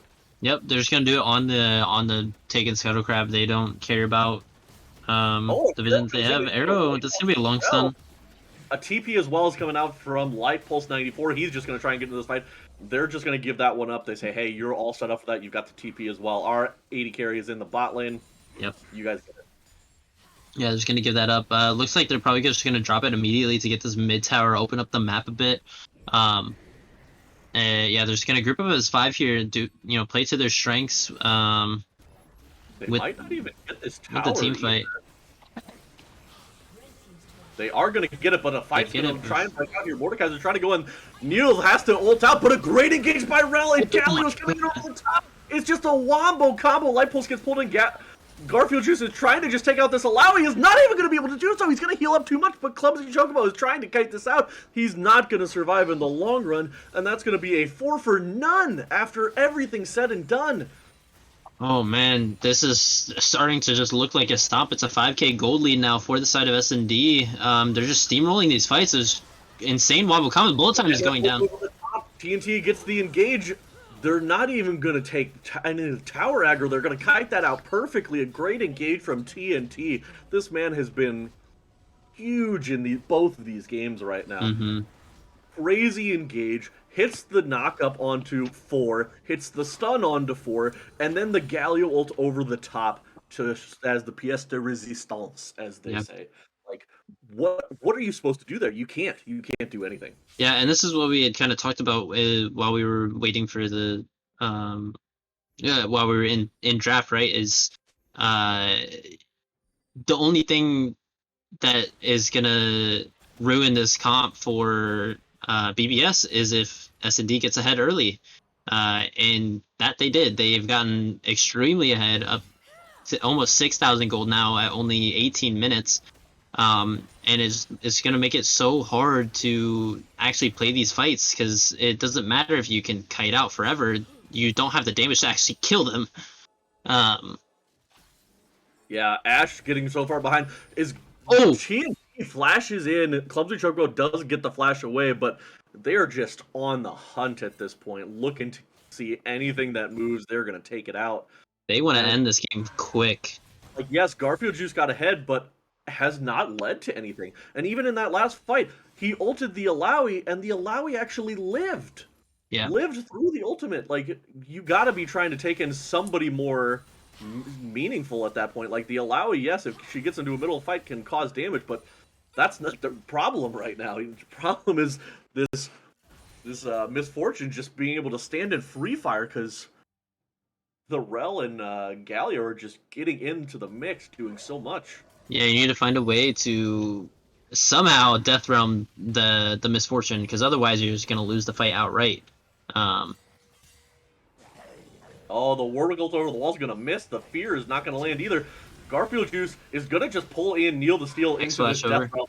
Oh, he's looking for the kill right now. Lots of healing from He's stuck in the corner. Neil the Steel's going to actually live. He's going to heal up so much they come into the Death Realm, and Chad Penguin's just going to pop this Mordekaiser. He wasn't able to do enough damage, and Neil the Steel's just going to heal up there with this Divine Sunderer and just Warwick's kit in general. Yeah, it's looking rough right now when, you know, your only fed member in Garfield Juice on the Mordekaiser isn't even able to take that 1v1 against the jungler. It's just hard now. Like, you're not winning anywhere. S&D is going to pick up the second dragon for themselves. It will be a Cloud Soul, which honestly is not even bad for their team comp with the Rel engage, with the Galio, with the Warwick. Cloud Soul does really well with them with that extra move speed on the ultimates. I'm getting caught up by Light Pulse, but as the backup of the Ashe there. Yeah, things are. It's 15-5 right now. There's a 7K gold lead roughly for the side of S&D. They are the ones just initiating every fight, and Bung's Burgers has just been on the back foot since the beginning of the game. Mm-hmm. Like I said, the only person that was doing anything early was Garfield Juice. He was the only one getting proactive, but they have not been able to use that and turn that into anything in these later fights. What you said there was exactly right. The proactiveness of S&D has caused this game to balloon into out of BBS's hands. BBS has not been able to be proactive at all. They've been just reactive to all the engage. But you need to be first to these plays. You need to be first to these objectives. But the side of S&D is just catching you out constantly. So well played from S&D. We'll see if BBS can turn this around at all, find a good fight for themselves. And Greg, if you're here, too bad. There's so much going on in this game constantly. Oh, Neil the Steel's going to go in over the wall. Elliot's going to come in over the top. It's going to knock up Icy Memes. Icy Memes is going to get taken out here. Oh, he flashes out! Whiffs the ult. X Smithy, I didn't know you were here. I didn't know you were a brother. Oh my goodness. And just Icy Meme to get taken down there. Clumsy Chocobo and Young Gun get taken out, but what an aggressive play by Neil and Dead Pixel. A-Pulse once again getting punished here by Light Pulse, but really doesn't mean anything when the rest of the team is just going for Baron. Man, that engage was kind of a jump scare. Warwick coming from off of my screen, not even seeing it coming. He just instant engage. With the Cloud Map, he has that bonus move speed to get around, get on those flanks faster. And they're just gonna pick off the jungler and pick up this Baron at 22 minutes, and they might look to just end the game off of this. I mean, if I'm being honest, I'm surprised that the game has not ended already. Like, they could just, I feel like they could just be pushing up mid, because they are the ones being proactive every time. Garfield Juice, once again, is going to pull Alawi into this Stealth Realm. Alawi's not going to escape from this, but once again, what good does that do? What does that do for your team? You're not able to get anything done here. I mean, hopefully you can get a tower, but you've got There's Chad three Penguin. members here. They're going to engage. Oh, a Oh, great nice pull pull back. away, though, but it doesn't matter. The flash ult from Neil the Steel is going to happen. Chad Penguin's going to pick up another kill. And now... 10-1 and 5 on this MF, and as also TNT 2-0-13, a monster game from this bot lane. Well, yeah, you've got to credit most of this game to TNT here. Made those engages happen, especially those early plays where we saw Icy Memes like trying to get into the enemy jungle to a red buff. They pushed him off, warded up, saw him try to come back, and then the collapse between TNT and Dead Pixel gave another free kill over to Chad Penguin. So TNT was just on it the whole game with the wards, with the engages. Absolutely insane. Yeah. And yeah, baroning up this the bot and mid wave. They're gonna look to push down these inhibs now. Gonna rotate towards this mid inhib tower as they already have the wave in. Young Gun's gonna get one tap by Chad Penguin. Chad Penguin is supposed to flash away from Garfield Juice, but you just picked up the support for free. Wow, that's over the wall, just absolutely destroys that, man. Garfield Juice trying to get a little bit of damage in there. Warwick's going to actually go in over the wall, kind of stuck in there. Garfield Juice is getting taken so low. Neil the Steel, though, is over the wall. He's going to get taken down, but somehow Icy Memes ended up getting into the back line there and getting taken out. Another kill over to Chad Penguin, who's been legendary. The ult from Ash is going to hit the pull in. Chad Penguin's going to go down. They're ulting now. Rel is going to get taken down as well. What a flip on the script there. Garfield Juice hits the massive pull. Maybe this could be how they get back into this game. Garfield Juice. 20 seconds on this. 20 seconds on this dragon. They need to set up. Go now. Just get whatever they can. Steal jungle. Take camps. Push out waves. Everything you can to just stall out this game as long as possible. You want to scale up with the Cassiopeia, with the Jaina. So they are going to start up this Cloud Dragon here. Light Pulse is around. He could look for a huge engage. You've also got Neil the Steel back alive. So is Icy Memes. They're going to look for this. The vision's going to be there. Is Neil going to go for this? Neil is over the wall. He's going to go for this. The Jaina ult away, but it doesn't matter. It's going to get smited early. Icy Memes is going to end up picking it up. And now the engage is there. Alawi's in the middle of the team. She's going to get taken down. And they're going to try and just kite this out. Blue is stepping forward. Blue, maybe you don't want to do that. They killed the Alawi. They got the dragon. So it's 2-2 in dragons. Now they need to get back to their base. Yep. This is what might keep them in the game here. These couple of picks. You know, that was a huge gold swing. That was about 3,000 or 4,000 back into the favor of BBS. It's still a 6,000 gold lead, so you have a lot of ground to make up. But that play helps out so much. You picked up so many shutdowns. You picked up a Cloud Dragon for yourself. Picked up another kill onto Light Pulse, who, to be fair, is not the most impactful person on S&D right now. But you take everything you can get at this point. Oh, they're going to face check here. The Root's going to come in on Icy Memes, but Garfield Juice is here. He's kind of the brick wall right now. But MF's going to step forward. Garfield Juice doesn't really have much armor. Has the boots, but that's not going to do a whole lot versus this Fed Misfortune. But yeah, you were talking, they got the 700 gold shutdown from Misfortune. They got the 150 gold shutdown, all of which went on to Mordekaiser, by the way. Mordekaiser did pick up those kills, but they also got the dragon bonus because of the objective bounties. They picked that up. And so now you're seeing that S&D are just trying to suffocate the jungle. They're going around picking up every camp, and now they're going to try and just push.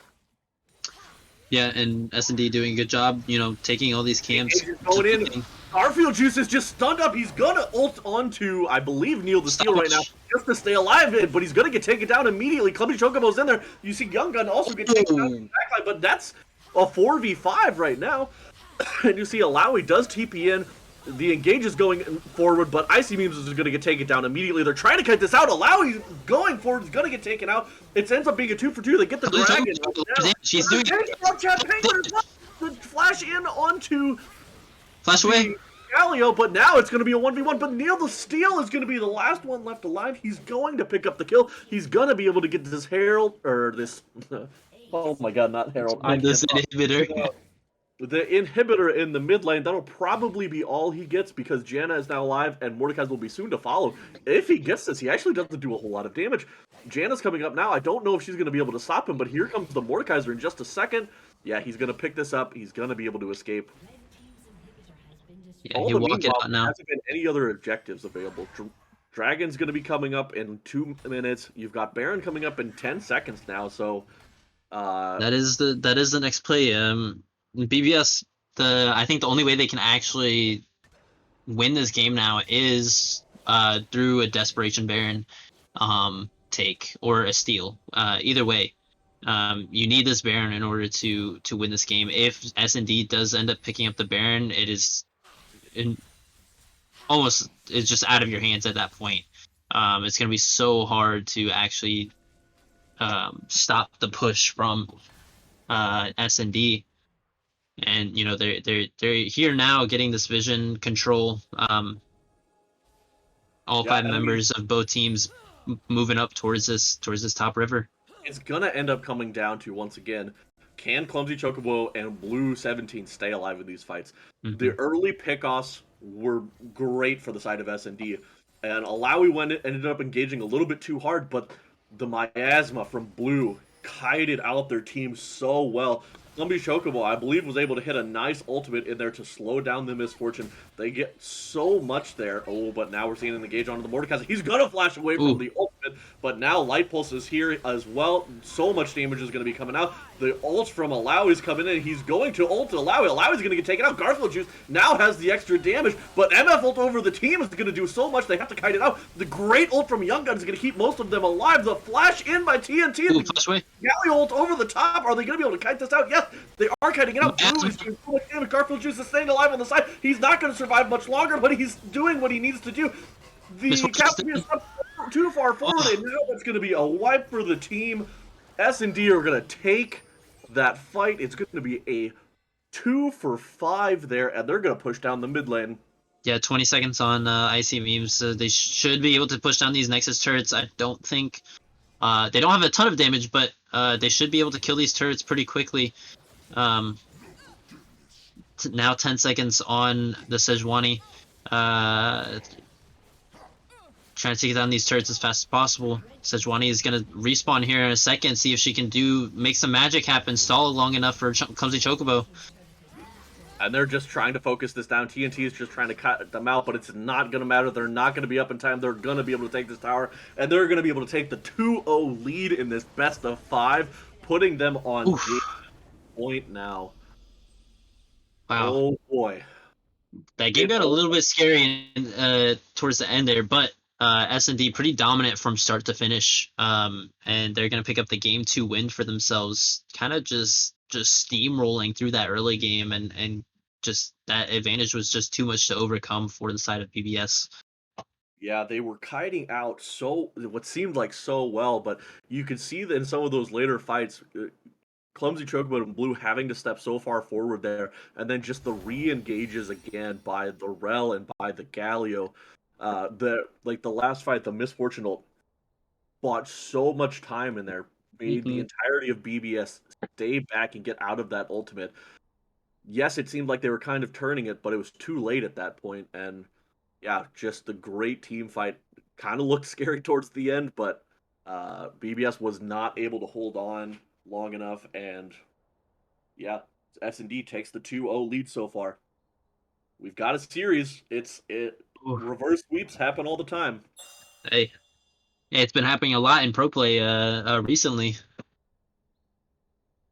So in the regional playoffs and stuff like that, a lot of reverse sweeps happening. So we'll see. And once again, for the predictions, S&D come out on top. So get your channel points there. I would like to take a quick pee break for myself, so I'll be back in a second. Perfect. We're going to Sounds take good. a little bit of an ad break. If you are a subscriber, luckily you don't get that. All right. Subscribe to the channel now. You can use your Amazon Prime to subscribe to the channel. We much appreciate it. Half of what we get always ends up going to the charity, the Sinfonia Education Foundation, and then other is used towards prizes and making the streams and all of these series that much better. We much appreciate it.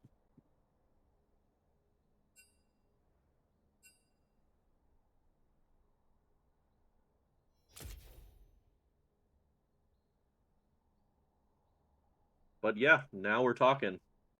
For those still here, we much appreciate your support. It's great. Yeah, we're seeing, I mean, right now, you're just seeing TNT do so much with these supports. Playing out of his mind, landing the pulls, landing the stuns onto everybody. Great follow up there by Dead Pixel. And Neil the Steel going in as well. Light Pulse had a little bit rougher time kind of being the sacrificial lamb in this one, but I mean, I think it was worth it. Chad Penguin was absolutely fed out of his mind. Did die in a couple of those later fights because BBS was able to kind of pick it back up a little bit, but doing what he needed to do early, picking off several people before he went down, and obviously KDA was just massive. Had what, 15, 16 kills or something like that at the end of the game. But yeah, we're gonna.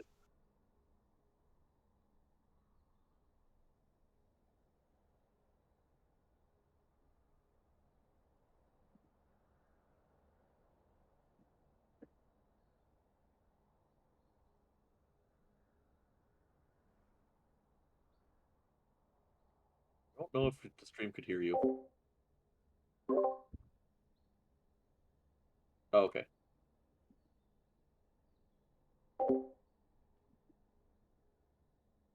I don't think they could hear you.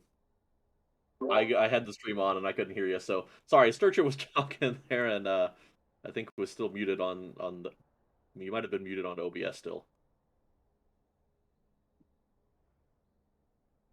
But yeah, basically what he was saying is, we're gonna have to see kind of an overhaul in draft here, from BBS. I mean, things.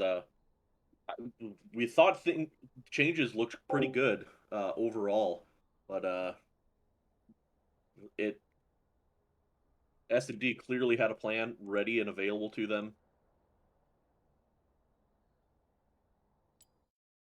So even though what seemed like BBS had a pretty good comp, S&D were just on another level. They were just, I mean, their rotations in the early game were so good. Things looked really rough with the Mordekaiser getting so far ahead, but just the team play from the rest of the team on the other sides of the map, they ended up picking up a bunch of dragons later on after the first one. They got the heralds. They were getting some towers. They were getting kills onto Chad Penguin, which, I mean, where you need to get those kills to.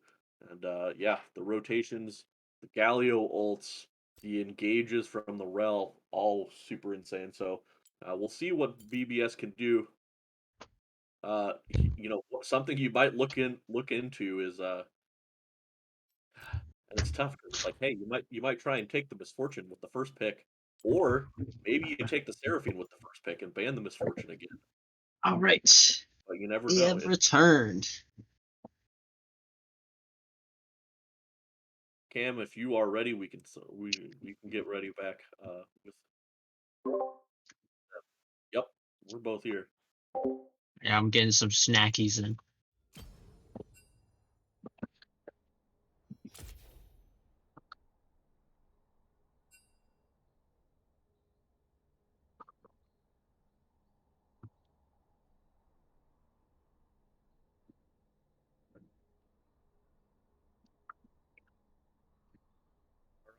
We're gonna get going here in just a second with this draft. we're going to have to see, can BBS get this reverse sweep? Yeah, you got to take it one game at a time. They have opted for blue side this time, switching it up a bit. Trying to probably looking to get the prio pick for themselves here. So we'll see what they end up changing up in draft.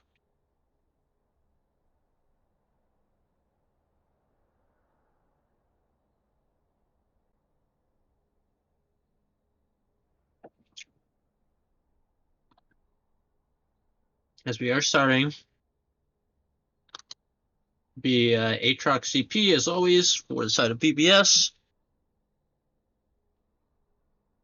followed by Seraphine. So I was thinking they might pick up the Seraphine for themselves, but they're gonna opt to ban it instead. And then S&D is gonna go ahead and ban Nocturne, Misfortune, and Cassiopeia.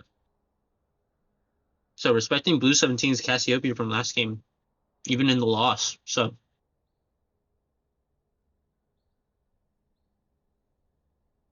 and BBS opting for the Swain themselves.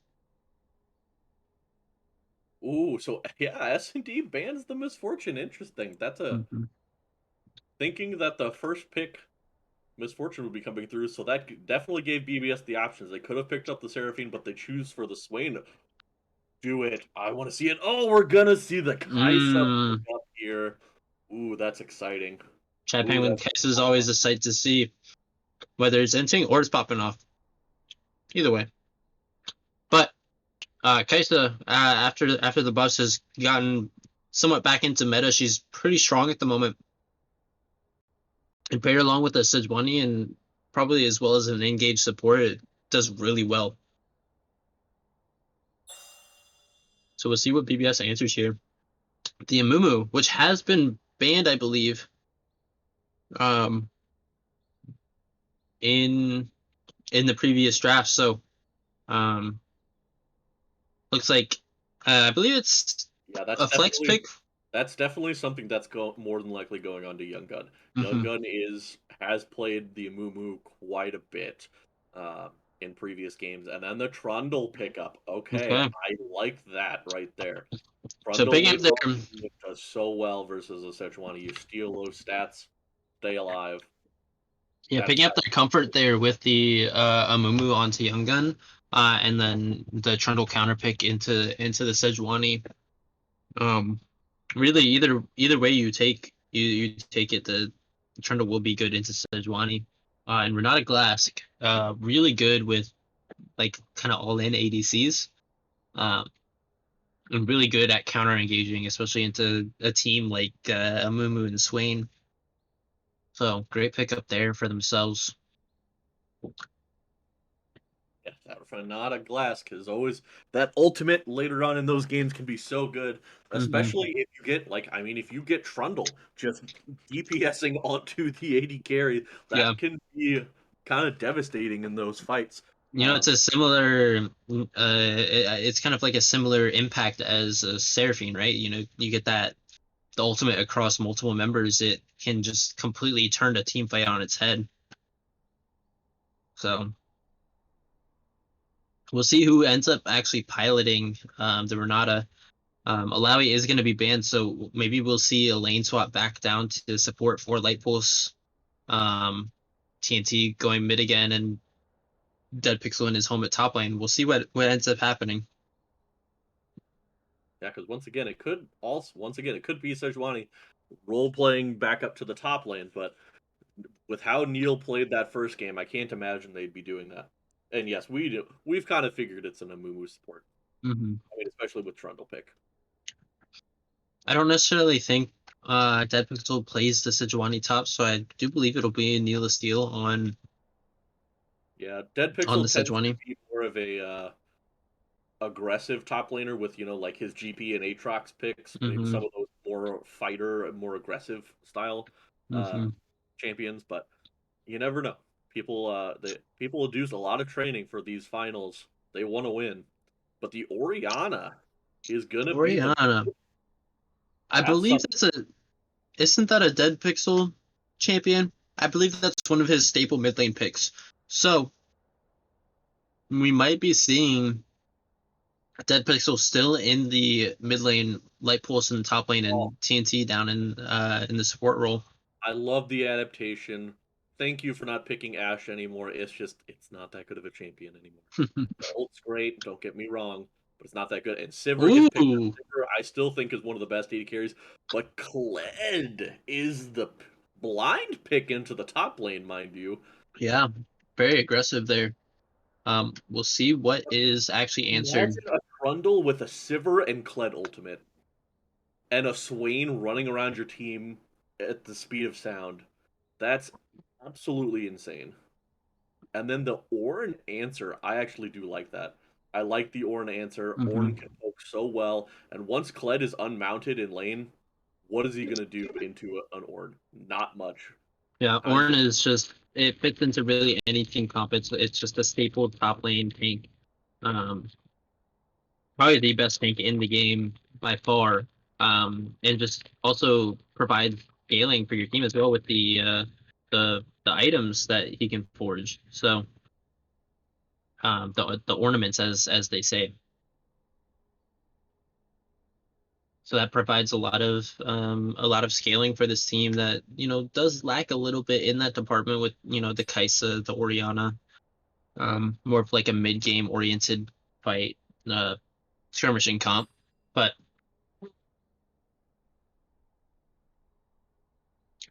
All right, the casino's back open again. Get your predictions in on who you think is gonna win in Game 3. Will S&D end the series here with a 3-0 victory? Or will BBS push it to another game here and pick up a win? We'll find out here in just a few minutes. But both of these teams completely switching up their comp styles once again. Everything's completely different now. We'll see how this goes. I do like BBS's comp, but on the side of S&D, minus the Kai'Sa, I think I really like all the champions on their side too. Like, don't get me wrong, I love Kai'Sa. Kai'Sa's one of my favorite champions to play. He's great. But you don't see Kai'Sa quite as much now in like your pro plays, even though we're not pros. You see Sivir a lot. Sivir's just so good. She's got such good scaling. She just AoEs your team. She's good in lane too. Kai'Sa's not as strong in lane there, so we'll see if BBS can try and be a little bit more aggressive in this bot lane and get a little bit something done, because this is probably their best chance to get anything done in lanes and not be at lead, as in like their past game. So both teams have a lot of like engage options, and like just pick options as well.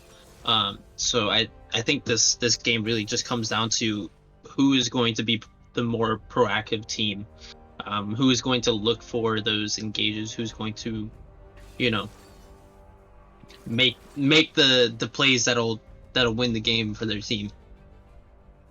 Now's the time to get in your votes for this game, because if you look, it's 37,000 channel points to not much on the side of BBS. So all you bungs, burgers, hopefuls, now's the time to get your points in, because if you win, you're gonna be winning a lot. Now's your chance. Now's your opportunity to get those votes in. Also, I mean, obviously, we want to hear from you in the chat. Let us know what you guys think. Chat has been great all night, just going so crazy, especially with all the Neil Steel lovers out there. I think he hired an army to come in and raid the chat. I've also seen some Blue 17 love in the chat in the first two games as well. So we got people cheering for both sides.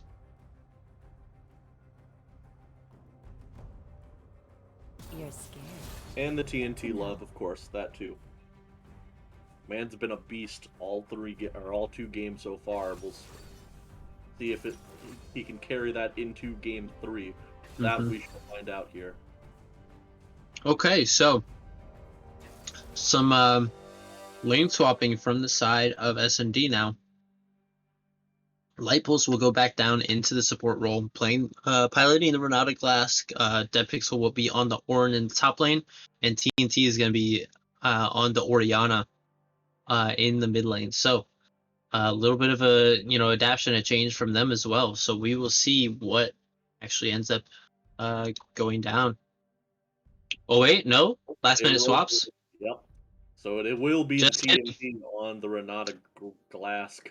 Orn will be Yeah, piloted. I spoke too soon. I forgot they could swap the champions around. So it will be the same lane assignments as it has been all series, with Light Pulse in the top lane, Dead Pixel in the mid lane, and TNT in the support role. So we will get into the spectator delay. We have 3 minutes to talk about whatever we want, because there's not much more to talk about, I don't think, for the comps. True. It's all. I mean, this is much more of a. Both sides are definitely looking to brawl. Mm-hmm. You have a Sivercled, you're definitely looking to get in there. Amumu's great for that as well. A Mumu ult on top of a Swain ult is super good there. But you've got the delivery system for the Orianna ball with Sejuani and Ornn as well. Mm-hmm. And we've seen how much damage an Orianna can put out in late game. That potential is there. They do have the AoE Ornn ult and the AoE Renata ults as well, so plenty of engage, disengage options for S&D. Much more of a go-in comp for BBS than a kite back comp. Yep. S&D can kind of do a little of both. And if they all kind of group up and ball for the Orianna, I know it'll be a problem. But I think, yeah, top lane has not been the most while it has been kind of typically dominated by one side or the other. It hasn't been as effective in the later on games as we've seen. But now, rather than a Mordekaiser and a Alawi, we're seeing two very team fight oriented champions. Mm-hmm. Pled's to get in there and help your team dive. Ornn's looking to get a huge Ornult over the squad. So the top lane might play much more of a factor than in the past games this time. So we'll see how early they start doing their roams. If they start doing that before the actual unleashed teleports happen or not. Mm-hmm. I'm really looking to see these top laners play more towards these objectives, and towards those objective fights, rotating 30 seconds before a dragon spawns or a herald spawns. So we'll see what how that ends up playing out in the top lane. I feel like what you want is a lot of objective focus from both sides, because both teams have good engage options, good team fight tools. It's just a matter of who has objective control and who makes the proactive plays, as I've been saying throughout this entire draft. Whoever is going to be proactive will more than likely come out on top. Look for those advantageous team fights with numbers advantages and things like that, as we are finishing up our spectator delay and getting into the loading screen here. Off-topic question for you. Mm-hmm. Being that your name in game is Cornstar, have you seen many more friend requests because of the new corn memes that have been coming out? And do they think that you changed your name to that because of the "It's corn, a big lump with knobs" memes? No, I've not got any more friend requests. It sounds like a waste of an opportunity to me. I wish. I have thought about changing my IGN. Yes, we'll pause at 10. I have thought about changing my IGN to just corn, but that name is not available for about 2 years. So yes, just like mine without the weird the weird accent. Yeah, Yeah, accent. I did end up changing my my Discord name to just corn. So instead of the corn OG corn star, but either way, we are now in game, waiting for the countdown to start. Paused at 10 currently.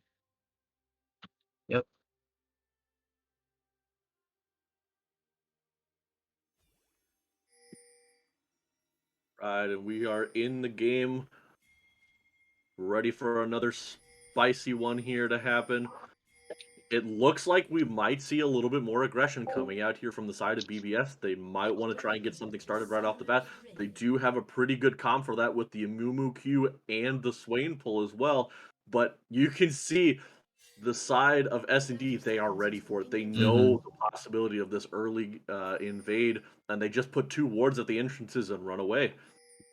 So great plays there for the side of S&D. They know, and now they're just going to invade the blue side. Yep, get some vision down on there, back up, and the great play that they did was they warded both entrances, so they'll know, hey, they went in one side, they didn't come out the other, so they're still in there. Yep. So this is going to be just an easy swap of lanes, which honestly I think is beneficial for the side of BBS because the main focus for both junglers has been this bot side of the map. Yeah, so Icy Memes is going to start down on the blue buff in the bot side. Neilsteel's going to trade blue buffs, but we'll get spotted out by Garfield Juice. Going to place that ward down. Oh, they do end up actually killing it, but they still know that they're there. Going to trade those out and probably just play a split map here. You know, BBS is gonna play towards this bot side. They want to shut down the bot lane of S&D that has been so strong this series. Yeah, and you're probably gonna see a little bit more of a beneficial, more beneficial for the Trundle here because he had his bot laners there. He got off the blue buff probably like 4 or 5 seconds earlier, so he's able to kind of clear out these camps quicker. And might be able to get a higher level, get up there to his lanes quicker to help them out. So, and just overall faster clearing champion as well. So, he's gonna make his way back towards his own red side. Both junglers about the same timing actually. So, we'll see what happens. Play here, he's gonna get the remount. He's gonna get in the top lane. Right onto Light Pulse. He's not gonna take him down though. The great engage there by Neil the Steel, gonna pick that up. Oh, on the other side there. Oh no, Icy Memes! Oh, it's a tragedy. Icy Memes tries to get the flash chomp, but ends up dying for it. He doesn't quite have enough damage yet. And that's just gonna make it so hard for the side of BBS. Neil the Steel is trying to kind of gank here. Oh. Miss out little bit of miscommunication there, but it's all good. It's like they're trying to be aggressive and push him out. He has taken a lot of damage, but still going to be here for the entire wave, so no big deal on that. Yep. Just wants to crash this wave so Lightpulse can take his reset, get and then TP back into lane. The map will still be split, so Neil's still going to be taking his top camps now. Yeah, and you can see that fight in the mid lane. The idea from both Blue and Icy Memes was there, but they were kind of on a different page. If they both had just went aggressive for the kill right off the bat, they probably could have got it, but it was just a moment's hesitation for both of them that let Dead Pixel get the flash out and survive. Because otherwise, Icy Memes probably would have got the kill after the flash. But yeah, we're looking in the bot lane. Actually, a gold lead for or a CS lead for the side of Chad Penguin, probably resulting in a gold lead as well.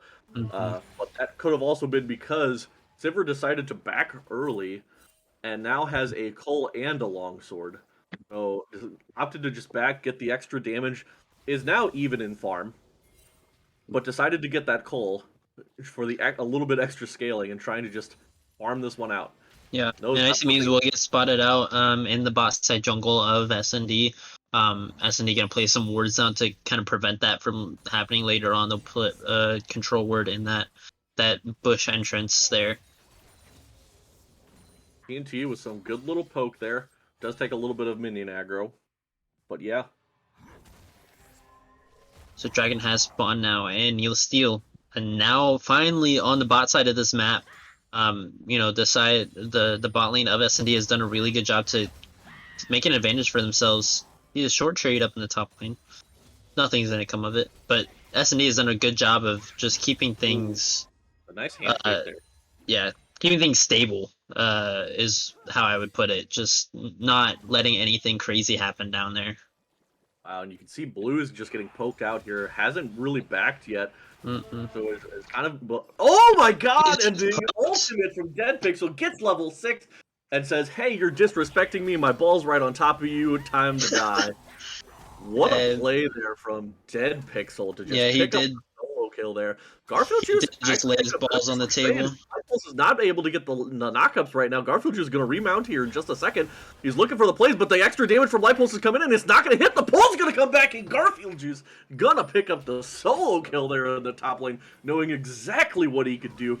Even though he's going against the Bramble Vest of Lipos. What a play.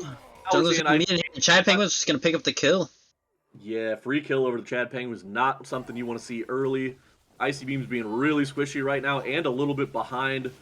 Just going to give up a free kill there, and that's going to result in an early dragon for the side of S&D. Yeah, Dragon at 6.5 minutes. Start getting those stacked up. They already have a 1,000 gold lead. Few kills as well. Just good ganks, good coming in from Needless Seal and finding good picks just all around the map. And then Dead Pixel picking up that solo kill in the mid lane, punishing Blue for staying in lane for too long. Yeah, that tends to be the problem when you do something like you don't have teleport, because then you're like, hey, I feel like I'm forced to stay here because the waves are pushing. Yeah, then things go wrong. Garfield Juice actually has a level lead right now. Don't get me wrong, Light Pulse still does a lot of damage and has the ultimate. Yep. But yeah, the Ignite from Garfield Juice actually can do a lot. Yeah, Garfield Juice only having a dagger and a Doran's Blade in hand compared to Light Pulse's Bramble Vest. You're in the top lane. Icy Memes is here. He's only level 5, but they're going to go on to Light Pulse, who doesn't have a flash right now. They're going to pick up that kill. Icy Memes is going to take that kill. What a great engage there. They had cleared out the pink ward. Light Pulse just was not ready. Maybe actually did have the flash available. Yeah, I think he did, but it probably just saves it knowing he's most likely dead either way. So... yeah, the pullback hits a great little engage there, and the pillar as well was just nicely set up there.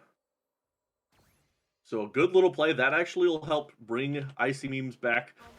Still a deficit from Neil the Steel right now, but a kill is going to definitely help kind of stabilize this jungle matchup right now.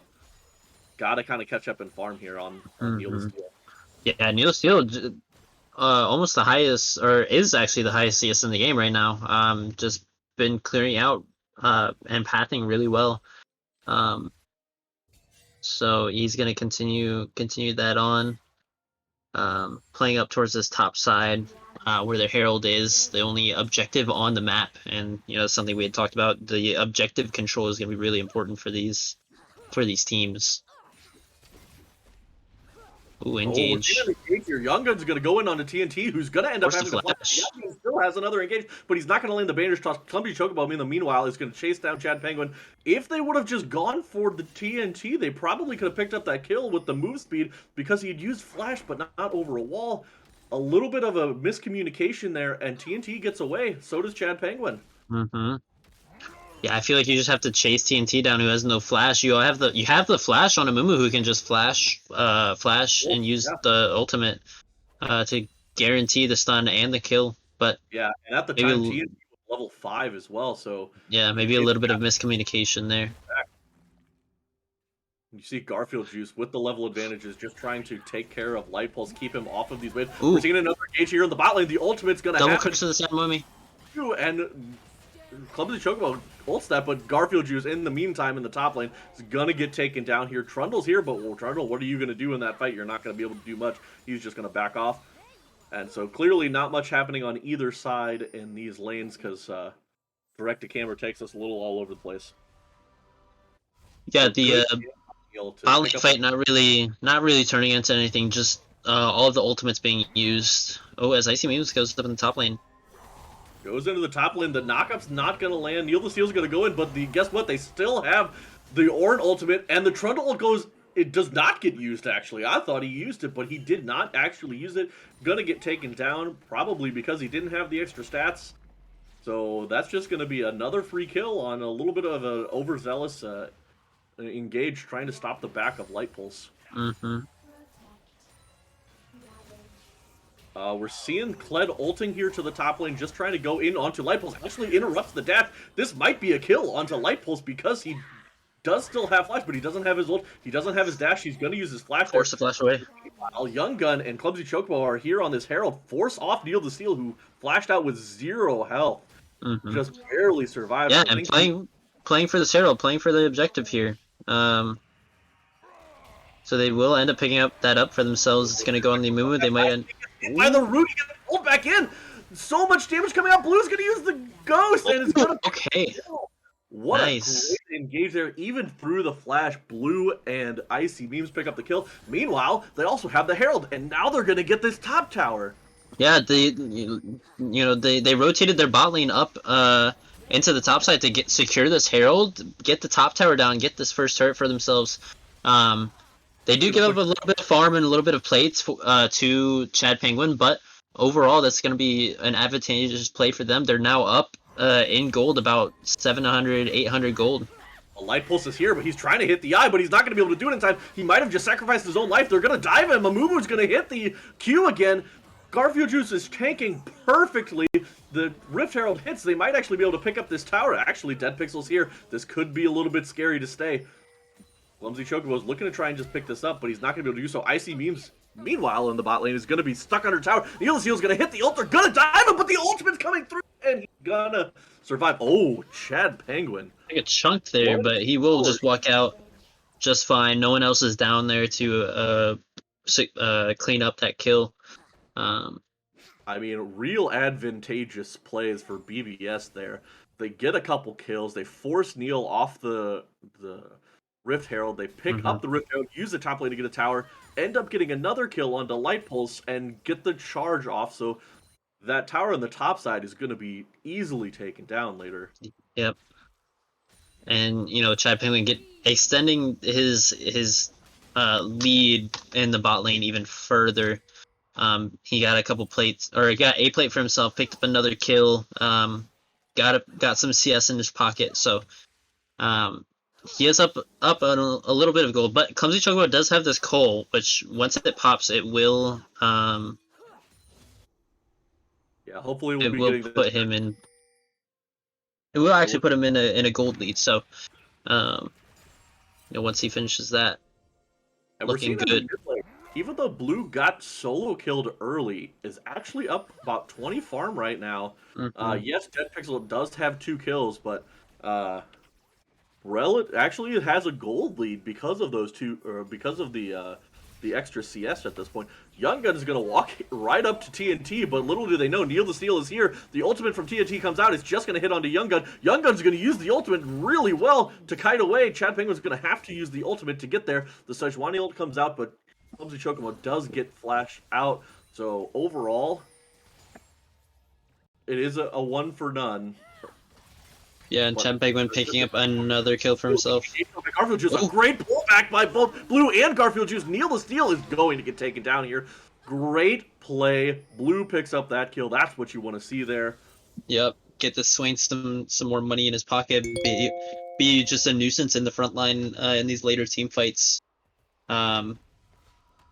And yeah, both teams just kind of getting each other back and forth. We see a kill onto Young Gun for the side of S&D, and then a response back from around the mid lane onto Neil Seal. So a lot of trading back and forth going on. But BBS, their gold lead is extending. While we're looking at gold lead, take a look at bot lane. Even in farm, well, just a little bit more for Chad Penguin now, but they were basically almost the same in gold. And that's partly because of that coal that got used there. So now, things looking really good. But Garfield Juice, once again, is just running down Light Pulse. Light Pulse has the ultimate. Garfield Juice is trying to get in there to take him down. He uses the Ignite. Is he going to be able to get the kill? No, the swing! Oh my goodness. So long. Neil keeps his top laner alive. The Swain W seemed so good, but the CC did not allow Garfield Juice to get the one extra auto, and the Ignite wasn't enough. Meanwhile, on the bot side, Clumsy Choco is just ulting to try and get this tower. They're trying to take this. They're not actually going to be able to get it on this push, though. Icy Memes is down there. Maybe to help secure this. We'll see. Oh, we're seeing a It's TP coming down right now. They might be able to get this tower, but they're going to get engaged on here. The initial engage onto Young Gun. The ult comes out. It's just going to hit onto Trundle. The trade back, though, Clumsy Chocobo doing so much damage. The ultimate's only going to hit onto Young Gun from the Orianna, but meanwhile, Garfield Juice is on the backside trying to get onto Chad Penguin. He's autoing, he's not able to do enough damage. The shielding's insane. Light Pulse is still there, but Clumsy Chocobo is untouched. But meanwhile, now here comes Neil the Steel. Guess what? Blue's here now. Blue's gonna get in there. He's gonna get in the middle of the fight. Neil the Steel's just trying to dive into the tower. He's gonna get onto Clumsy Chocobo, and he's gonna get the kill. But Blue on the other side, he's gonna be picking up double kill. And he's gonna get 3 here. That's gonna be a cleanup. It's going to be a 4-for-4 overall, with the tower still going down for the side of BBS. Ends up my goodness. in their favor.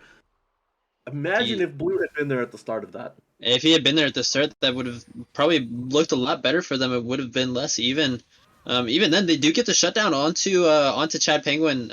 Blue 17 now 4-1, 500 gold shutdown on himself. Oh, Blue steps forward. He's also going back in because he's got TNT here, but I don't know if that's going to be enough. The handshake is going to dissuade him. Look at the burn damage going down on Neil the Steel there. Wow, this Swain is becoming a problem. Yeah, and he still has 2,000 gold to spend just sitting in his pocket right now. He hasn't taken his reset after that fight, after getting 3 kills. Have it ult himself. He's going to get pulled back in. Light Pulse is going to knock him up, but they don't have the damage right now. He's going to be ignited. He's still walking away. The pullback is going to hit onto Light Pulse 94, but meanwhile, the rest of his team is doing the dragon. They're going to try and stop this dragon stack. Yeah, they just didn't have enough damage, not enough follow-up. Chad Penguin wasn't able to get in there and finish off the kill. So, Blue 17 just walks out just fine. The ultimate was used from Sejuani, and they're just going to pick up the dragon for themselves, stop the dragon stack. It is going to be a Cloud Soul, so start stacking up those Cloud Dragons. And, you know, for champions like the Kled, like the Trundle, like the Swain, like all of their ultimates do well with the bonus move speed. Using the Sivir on the hunt on top of that. Over the wall, spotted out by Garfield Juice, who's not, Neil the Seal is not alone. He's got his team there. But we're seeing the rotation. Swain's already coming. The collapse is here. Trundle's here. This is going to be a 5v5. We're looking for it. Garfield Juice is going to try and go in. He's going to hit. But Blue's going to hit everybody. But the ultimate from TNT is going to come out. The Ornalt's not really going to hit anybody. Blue is just standing in the middle. He's doing so much damage. Oh, again, my this is so good. Light Pulse is going to get taken down. This is going to be a sweep. Neil is going to go down as well. He flashes over the wall to escape. And the Herald goes over. That's a 5 for none. Plus the Herald, they're gonna drop the Herald in the mid lane. They're gonna probably push for this inhib, and that's what happens when Blue 17 is there at the start of the fight. They just completely wipe SND, extending this gold lead to 5,000. Blue 17 finding a huge 4-man never move there, and then Young Gun following it up with the flash ultimate, and just getting a huge stun onto all 5 members there. The engage from Young Gun after the never move was insane. A 5-man Amumu ult with a Swain ulting there, and then you have Sivir over the top. Sivir, yes, doesn't have any gold 0-1 in 10 right now, but the Ricochet is doing absolute monster work. It's even with no kills, there's still a lot of damage coming in, but Blue 17 might be caught out. Blue's getting chased down here. There is no Ornal. He hasn't been able to hit a knockup or anything. He's actually getting ticked down by Blue. If Blue can kite it out long enough, he might have his ult, but he uses his ghost. He doesn't get hit. His ult's coming out. He's got everything. Neil the Steel's ult's not going to hit. The Swain ult's up. He's surviving. They're diving the tower. He's going to pick up a kill. Penguin's going to get taken out here. That's 2. He's going to die. What a play. Blue, you're surviving everything, and now they're trying to counter-engage. Garfield Juice is looking to go in, can't be slowed. It is Kneel to Steel. The ultimate from TNT is going to come out, and that's going to be the disengage they need. This game is insane. Oh my god, Blue with the insane kite. He's looking to take the inhibs. Nobody's coming to stop him right now. He's just still pushing. Oh my god. Insane. What an insane play from Blue there. It just 1v4, just kiting out everyone. And now they're going to pick up that top tower as well. Doesn't quite pick up the mid inhib. Comes the Chocobo's trying. Right now.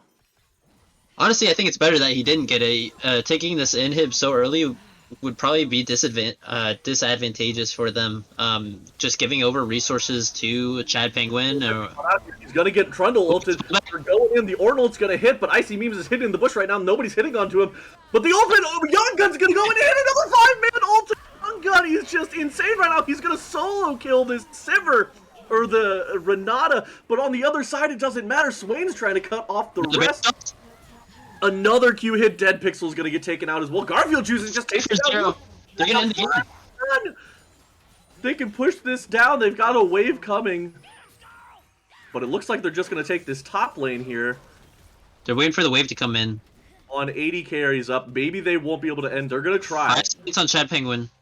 Oh also, no, Garfield TNT. Taken down. They've got a small wave. Icy Memes is dead. Died to tower. They don't have. They don't have the wave. Chad Penguin's going in. He picked up another. He just picked up a shutdown for himself. Blue's got the ult, so they can't keep chasing. But that was a little bit scuffed there. When you see the death timer on Chad Penguin is only 10 seconds left as you're going for those towers, you got to be able to take that right away. And now Dragon's coming up in 30 seconds.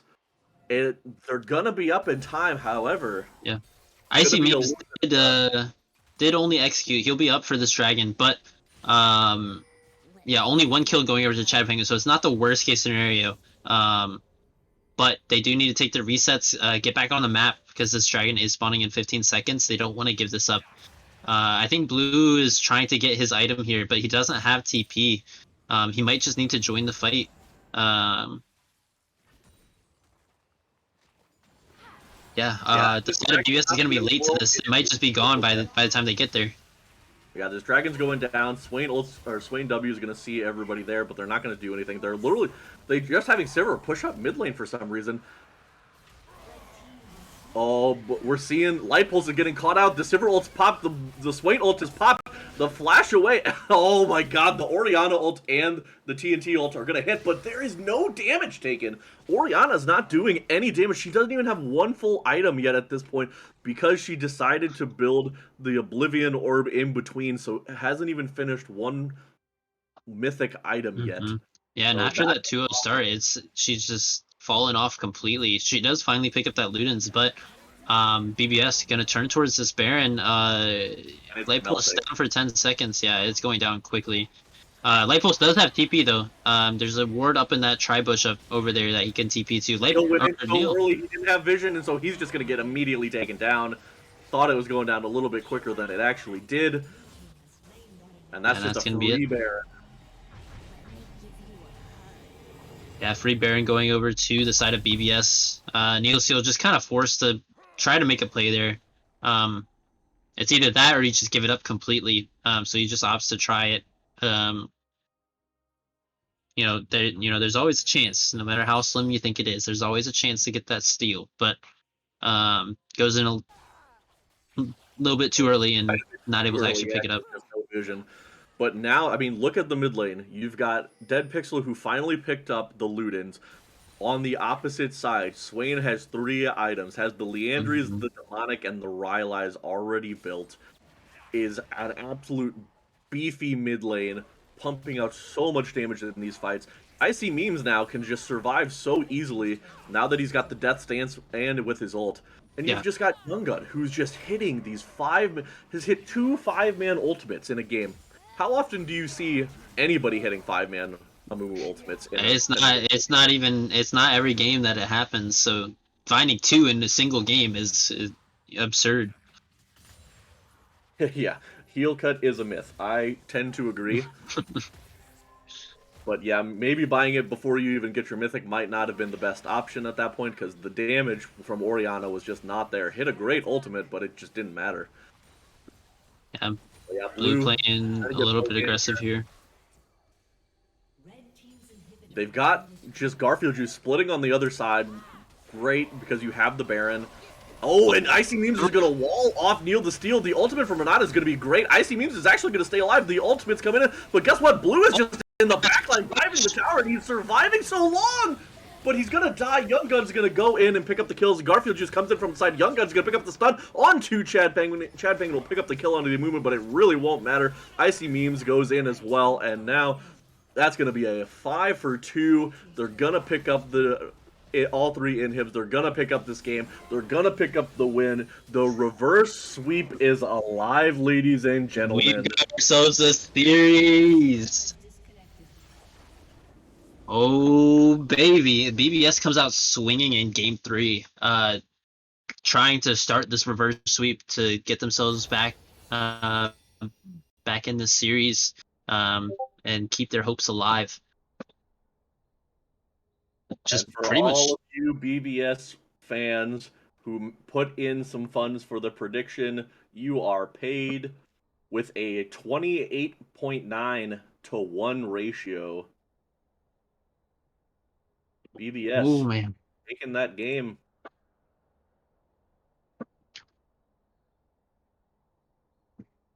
yeah, Blue 17, 23,000 damage in that game.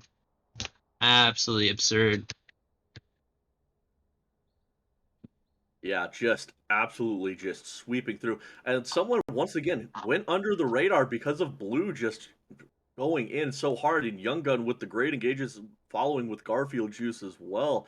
Mm-hmm. Clubs Chocobo, 18k damage from, what seemed kind of like a slow start.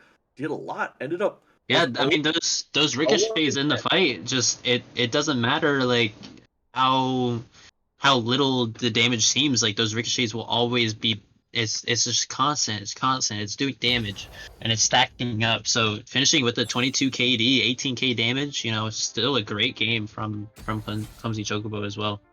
Once again, played on a champion that's not useless. No offense to Ashe players, but right now Ashe is not the champion. But played the Sivir, got through laning phase pretty even with Chad Peng, but let's be real, just pretty even overall. Didn't get super far ahead. They were not the crazy focus early, but got through even and then started doing Sivir things. Absolutely, did a lot of work in those fights. The ultimates were great. The ricochets in those fights, like I said, kind of went unnoticed because you're thinking that Swain putting out every bit of damage, but those ricochets were doing a lot of work. So great fights there by overall by the side of BBS, and they're alive. It's 2-1 right now. They still got 2 more games to go, but you win this next one. That puts some advantage in your favor. Yeah. All right. Since the side of S&D did lose that game, they do get side selection. They're gonna opt for Blue side again. The side that they had in the first 2 games, that they won pretty handedly. So, going back to that, and we'll see how the draft adapts coming into this game. Yeah, because Swain, Swain seeming like a pretty important prio pick for both teams here. Yeah, because you look at it this way, the AD carries had kind of been the contested thing in the first couple games, with the Misfortune being picked up so early and like the Senna being picked up very early as well. But that game, it was just, hey, we picked up the Swain worked. You put Chad Penguin onto something that we don't see a whole lot anymore, the Kaisa pick, and it just didn't work out. Like he had a few good kills, he got some good engages in there, but like just wasn't able to do a whole lot in those fights. Wasn't as proactive and in those fights as in the previous game. So, and what we saw that game was the side of BBS. They were being proactive with their engages. Garfield Juice just hitting that go button almost instantly, and the follow up is there every single time. Everyone's on the same page. That even like that very the early game was looking a bit rough for BBS at the start.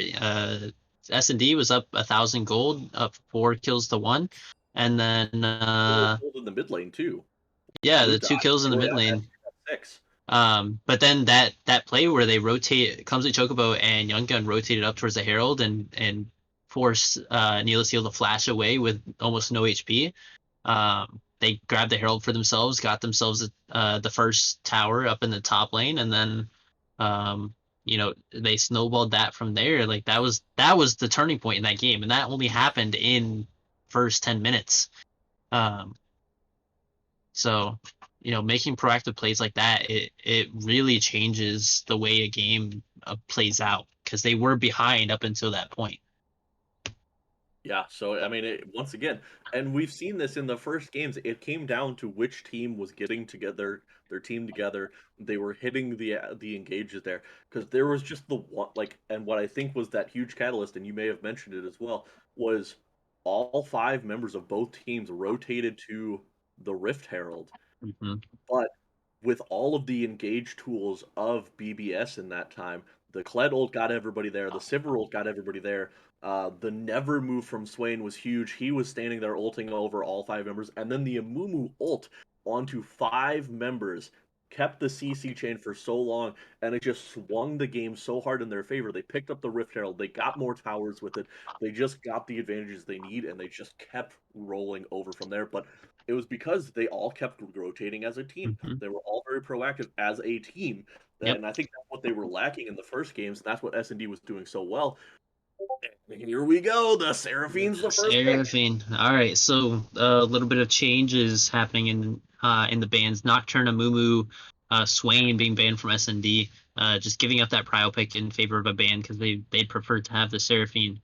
And then sticking with the Aatrox GP, and then opting for the MF. They don't want to play against that MF anymore. Whoa! Is that actually Blitzcrank? This time. That has to be the actual Blitzcrank now. No, not a misclick, nothing in the chat. That is actually Blitzcrank, and I'm so happy that they actually decided to pull this out. It's so good into the likes of Seraphine. And then the Sivir as a pick against it. I once again, I still really like the adaptation there. I think that's great. Yeah, Seraphine, just like an immobile mage, Blitzcrank does extremely well into, can just kind of run you down, and it just makes it really hard to get away from it. And with the pick potential from the Blitzcrank, it can turn around games almost instantly. Sejuani being picked up for the side of S&D, probably once again going to Neil. Which, I mean, last game as well, Neil had a really good start to the game, was farming better, had a couple really good ganks, definitely got ahead of IC Memes in that matchup, but was not able to carry that over in those fights as much. Okay! The Vayne coming out for Chad Penguin. So this could just, with a Blitzcrank there, as long as he can kite it out, he'll win that. But I mean, it's one of those champions where it's like, dodge the hook. Get hit by a hook, it's over. You're gonna die. There's nothing you're gonna be able to do. You have to have perfect positioning, and you have to just you almost have to play perfectly into a Blitzcrank, really. All right, and then the Mordekaiser's coming back out for Starfield Juice. I still like that idea of doing that. It's still very lane dominant. Yeah. It's gonna be honestly, I don't think you even need to ban, even though they did ban Alawi. I feel like you can just opt to ban something else, because I don't think they would want to actually play the Alawi into it after what happened in game 2. So I feel like you could have opted for a different ban, but they're gonna ban it anyways. They know Light Pulse. I feel like they have to have like an Akali ban come out. I think last game, I think they banned Akali last game too, but I feel like you still have to stick with that. You can't adjust it, because you give Light Pulse that Akali that's just too much assassination potential that you just don't need. Even TNT as well, he's been practicing the Akali, so it's a flex pick between those two. And they banned Vel'Koz?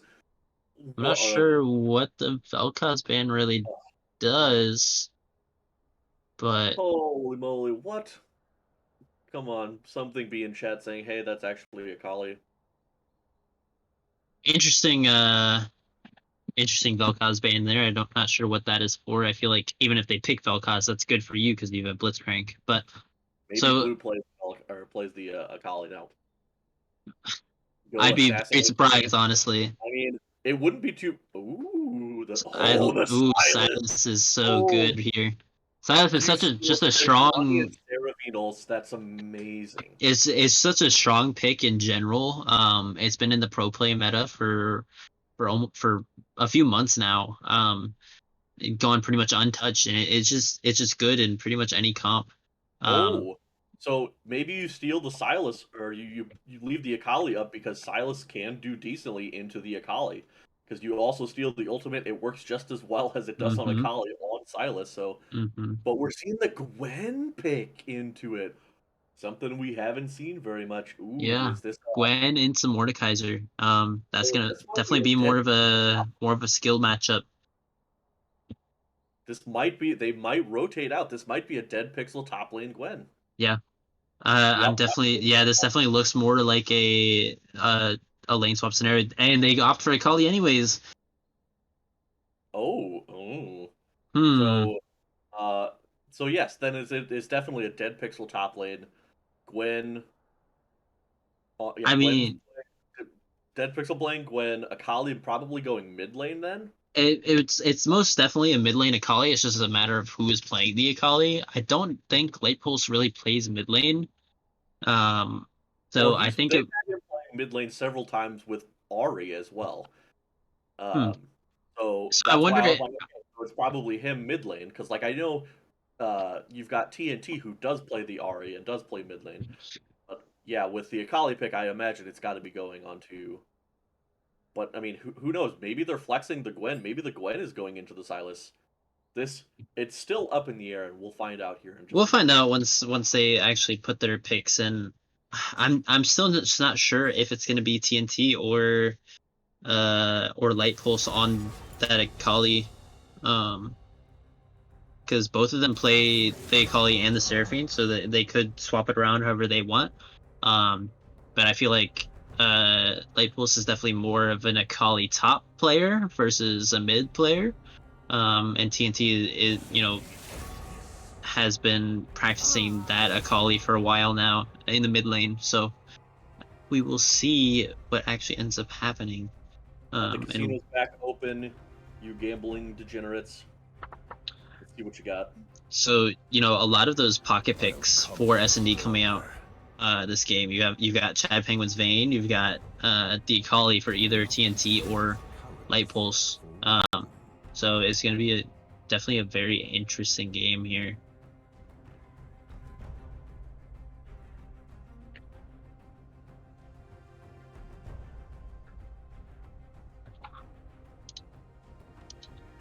Not a problem.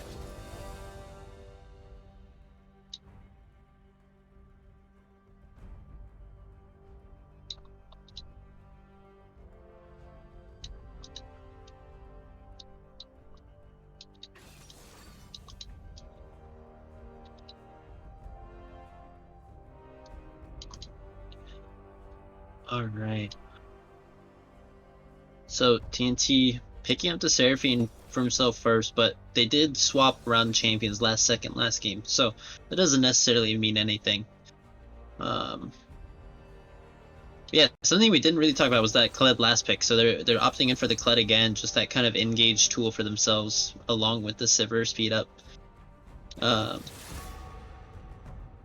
You know, just if it ain't broke, don't fix it, right? So they also have Silas now for blue 17 in the mid lane.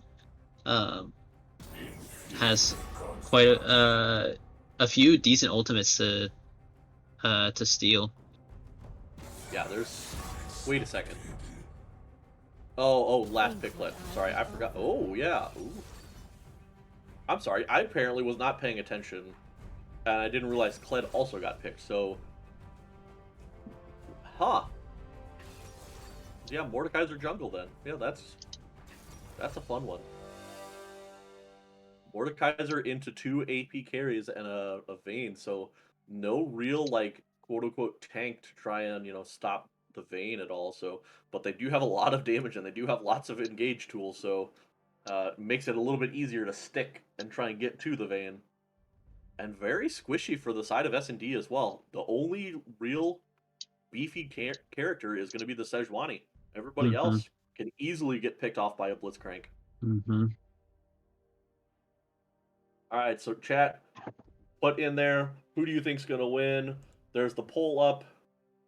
Will we see some Vayne spotting here, or are we going to see a Vayne pentakill and BBS going to be losing this game, or will the hope stay alive?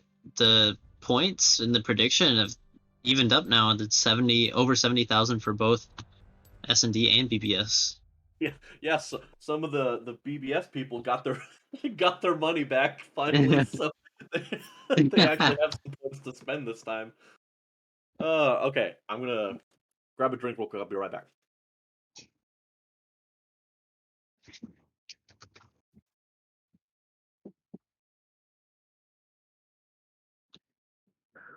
Oof.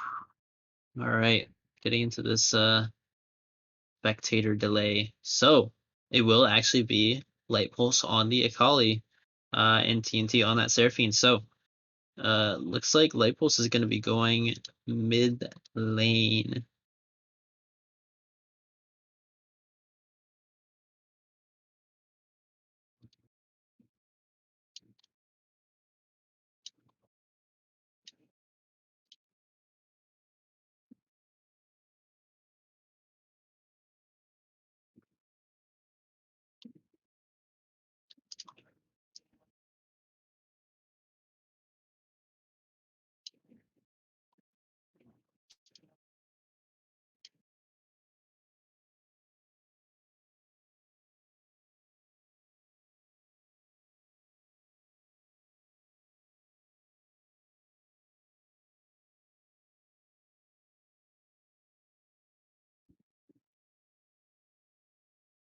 Oh my gosh, that's a lot of channel points, guys. Holy moly. Yeah, a lot of channel points going on to both sides there. But 18K for S&D, 75.3 for BBS. I Both just teams have proven their valor and their prowess to win this in the offseason. Like BBS, I'm pretty sure 2-0'd their last match. S&D went 2-1, but they're here coming back from 5th place, facing off against what was the tied for first place team, and they're up 2-1 right now. Like could end it right here. They have 2 chances. Yeah, they had a bit of a slump at the end of the season. They started off really strong, and then they had a little bit of a slump towards the end, but then have kicked it up in playoffs. So they find themselves here in the finals, trying to close out the series up 2-1, trying to finish off that third game, get Chad Penguin his first championship. Yeah, this is for that championship. There's so many people that this would be their first time winning the whole thing. So on both sides too, you've got some heavy veterans on both sides that haven't had the chance, haven't hoisted the metaphorical trophy, because I don't think we have one. We are obviously located all over the United States, so that makes it a little bit more difficult to do. But you get the bragging rights until the next split, saying you are the champion. Yeah. And something I just realized looking at the comp here is it's actually Mordekaiser jungle, which I didn't even think about when we saw the Kled pick, which is Icy Memes. Yeah, I pointed that out earlier. I was like, oh, Kled. Yeah. I was like, okay, Mordekaiser jungle. Yeah. I know this is something that Icy Memes does play. I can't say I don't know how the matchup plays out with Sejuani. It seems like it wouldn't be that great. Pause at 10 once again. I mean, it might be okay because like Sejuani just has to stay on top of you anyways to be able to do anything. Yeah, and the passive just ticking down.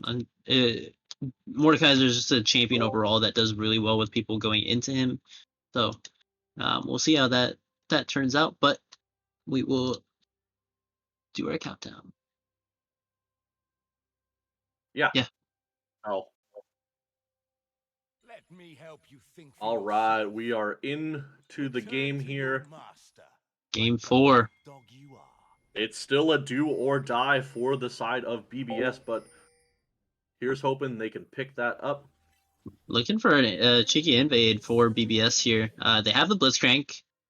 They have a lot of good tools to pick off level 1. So we'll see. Oh, then you might run into... Oh, the flash is Force going to come Flash. out. I don't know if we actually caught that on the screen, but yeah, what a cheeky play. They knew that the bot side would probably be warded as it is. So they go to the top side, and Dead Pixel, who's going to be in that top lane, has to flash away right away. So Yeah. great opportunity for a gank potential from Icy Memes Mm-hmm. for the next Yeah. 5 minutes. Didn't actually start the E right away, so wasn't able to just dodge out with the dash. So forced a flash and makes himself a target for this early game. Yeah, like Necro guys saying, this Gwen Kled matchup going to be spicy. Definitely not, you don't see Gwen a crazy amount. She's much more played than Kled right about now. So I'll be interested to see how the matchup actually plays out and who ends up getting any sort of advantage in this lane. Because Gwen has to be near Kled, and so Kled's just like, hey, I'm just going to pull you in. You're not going to be healing up because of the bear trap on a rope, and I mean, a little bit easier. Oh, Blue, we watched that. That was rough. Missed both minions there. And yeah, we see Garfield just trying to play a little bit aggressive here. Probably going to win out on this trade. He's taking minion aggro. Maybe not. But He's got yeah, minion aggro. That's a lot. yeah. Dead Pixel actually opting for a Q start and wins out on that trade there. Ooh. Yeah, Blue trying to play aggressive in this Akali matchup. Knowing that Light Pulse is a very good Akali player. Wow, great trade, even in the the smaller form for this Kled. Knowing the limits of his champion at this point. Yeah, that extended auto range with the W active is definitely oppressive in lane. So use that to his advantage. Clumsy Chocobo kind of chunked out to half HP already.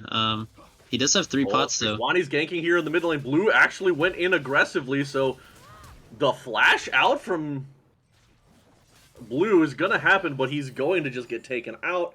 The ignite from Light Pulse, and that's gonna be first blood. Blue's aggression there gets punished almost instantly, so he does get caught out on the wrong side of the mid lane, tries to flash away. I feel like he could force him to chase him a little longer, but he tried to flash over and get back to his tower, but just not able to. Might have just needed to run away, like run down through the river. There might have been a chance, because then you flash away, you can be out of range, but you kind of flash back into him, and flashing into a Sejuani is never a good idea. So great wraparound gank by Neil the Steel. Once again, we say that over and over again. He's just always in the right place at the right time in these early game skirmishes. But what we're seeing this time as well is we're seeing Icy Memes farming really well. Neil has always been out to kind of a farm advantage, and this time Icy Memes doing a very good job to stay in it. Good trades backed by Light Pulse. Using that Shroud very effectively. And all the extra healing, everybody's got pots for these lanes. You gonna have to, because that's just how you're gonna survive it. Ooh, we see it. Dodge out. There's a Mordekaiser gank. Ooh, flash. The pull is gonna come in, and it's gonna be Icy Memes picking up the kill. Even through the flash, but here's Neil the Steel. He's in this bot lane. He's ganking. They're gonna pick up the kill onto Young Gun, but yeah, you're gonna trade it back. Alive. Trade it back, cross map 1-for-1. Exactly what you need to do. You make those cross map plays to get what you lost back, basically. So they lose out in the mid lane, but they pick up a kill for their Vayne in the bot lane. And Jetpack gonna punish Yeah, the Clip the choke great a bit. shield there to avoid a little bit more of that damage and the knock into the wall. Yep. The important thing is the kill went on to Chad Penguin there.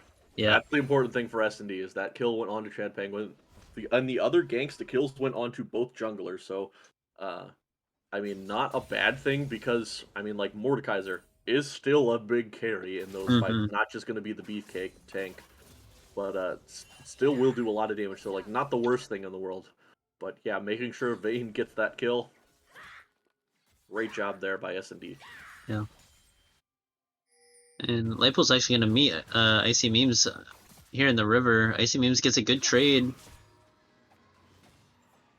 Yeah, does pop the passive there as well, and is going to be able to at least clear out the ward. Had the Kled there as backup, so that's kind of what you need at these points. You always got to know that you have your lane, a laner can rotate and has your back.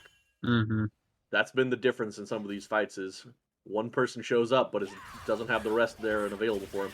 Garfield's taking a really good trade onto Dead Pixel, kind of in his own minions at that point. Kled still does a lot of damage even without any items. Yeah, and he does have the Ignite available, so he could look for a kill. Ooh, doesn't quite get the pullback. They're both pretty close to level 6 here. Yep. Oh, Garfield does hit level 6. Icy Memes is up on the top side here. They could look to maybe force a dive. It is hard on a Gwen who just hit level 6, so they might call it off. There's no wave there. Healed up quite a bit as well. Ooh, Blue's looking to kind of go in. Has level 6 as well. Has the ultimate, but guess who's here? Neil the Steel. Neil is not 6 at this point. He's going to land the slow. Blue kind of steps into the slow. Is going to get rooted up, but will be... Gets chunked a bit.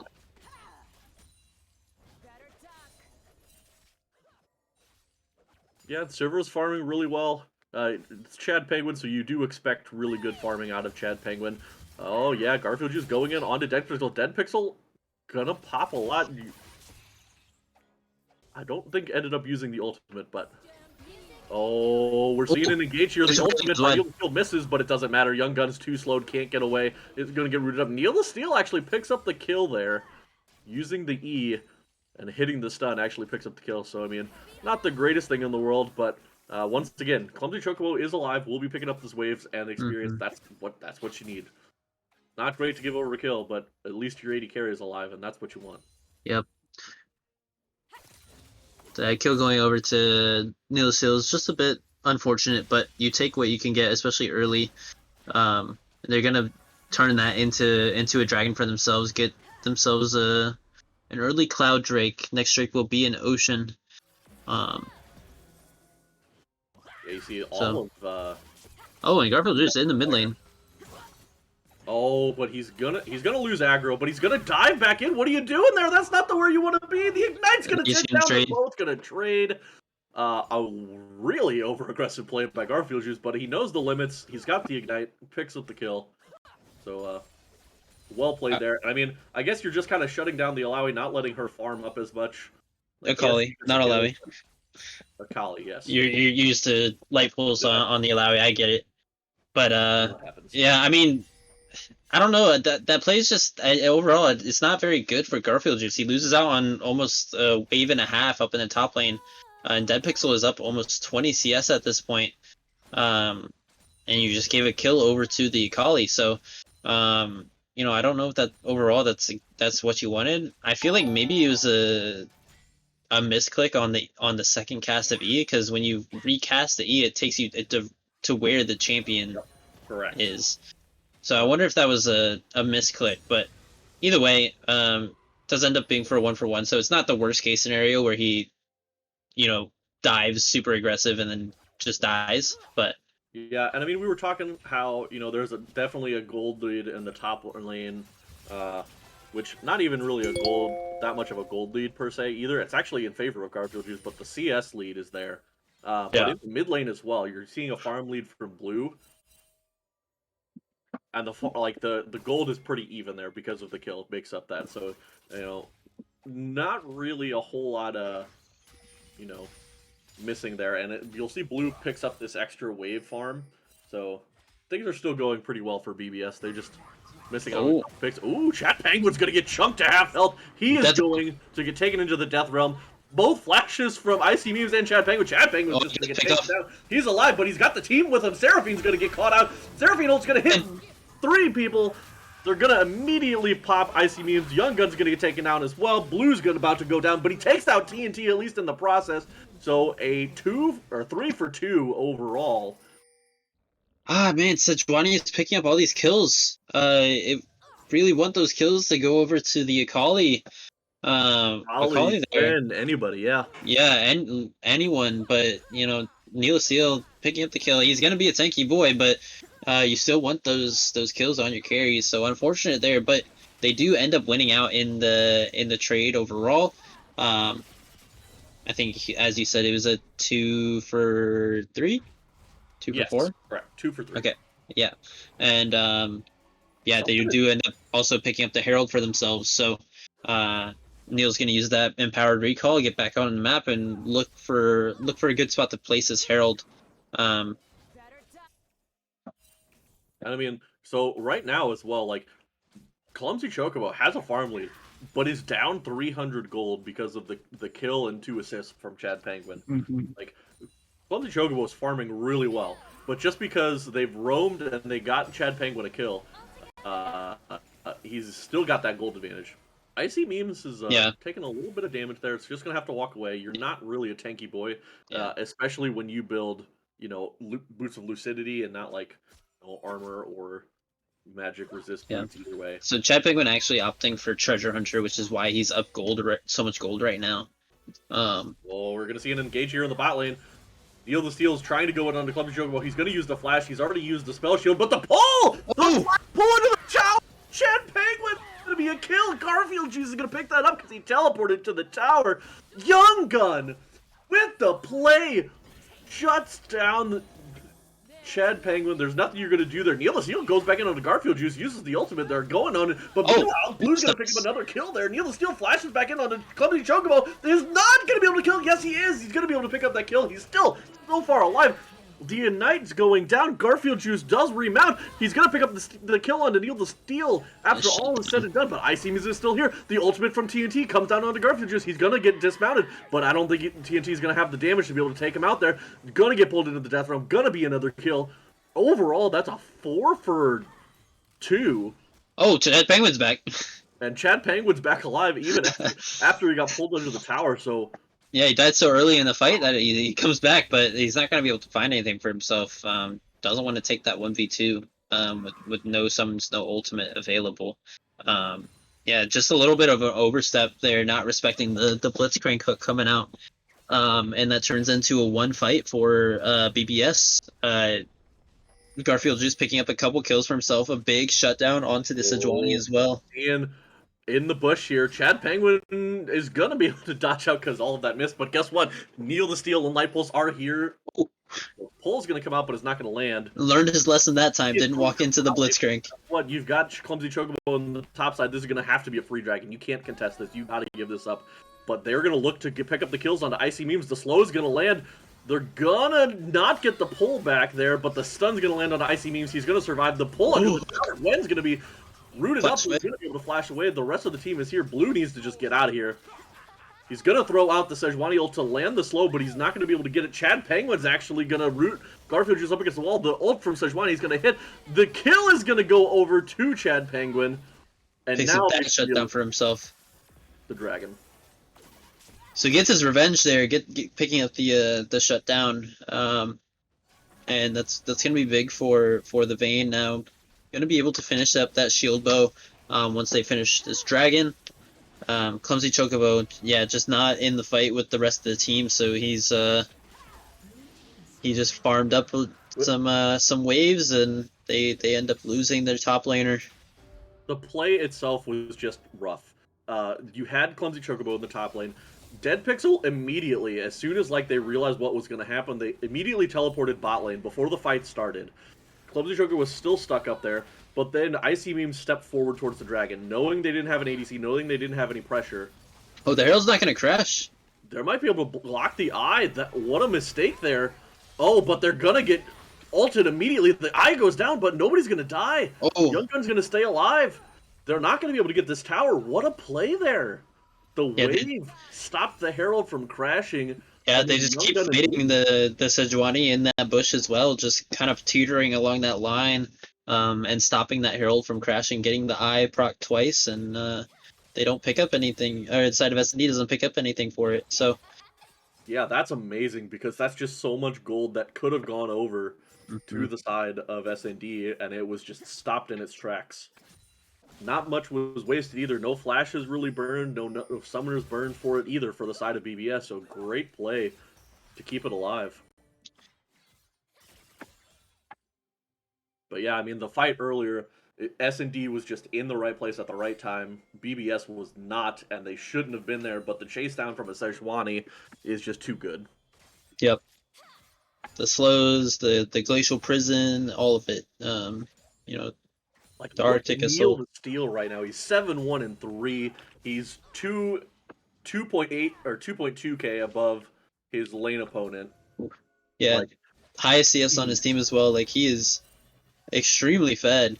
Um, he's getting close to, or he has two components for separate items, but he he's working on his second item right now. So, and like let it be known as well. Like we're and looking at matchups, like Vayne is ahead, is down 50 CS right now, but mhm. is ahead in gold by 400. Yeah, that Because treasure hunter does a lot of work. Treasure Hunter and just being a part of the kills, it's Yep.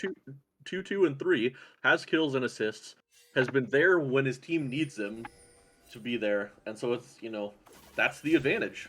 Yeah, yeah, and each of those treasure hunter procs counts almost for like a small shutdown, basically. So, it's just a huge like influx of gold if you can get into those early skirmishes, early fights, and Chad Penguin's gonna feel good about that. Be able to scale up as quickly as possible. They're kind of split up here. BBS is not in a good spot. The Oh, ultimate misses, but the encore. Seraphine ult's gonna hit.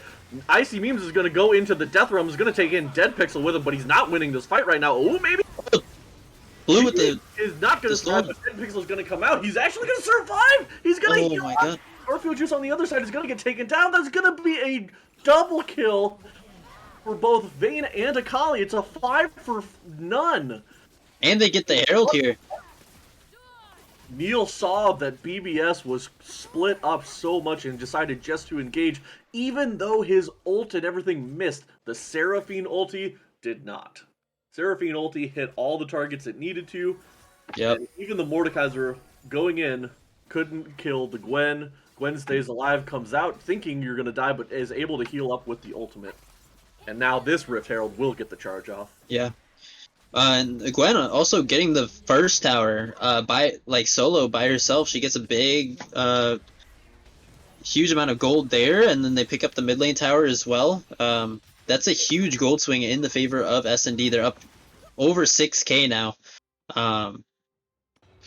It was 4k after the fight, and then after just 2 towers, it bumps up another 2k. So they just swung the gold so heavily in their favor. They're in the driver's seat. They have 2 dragons.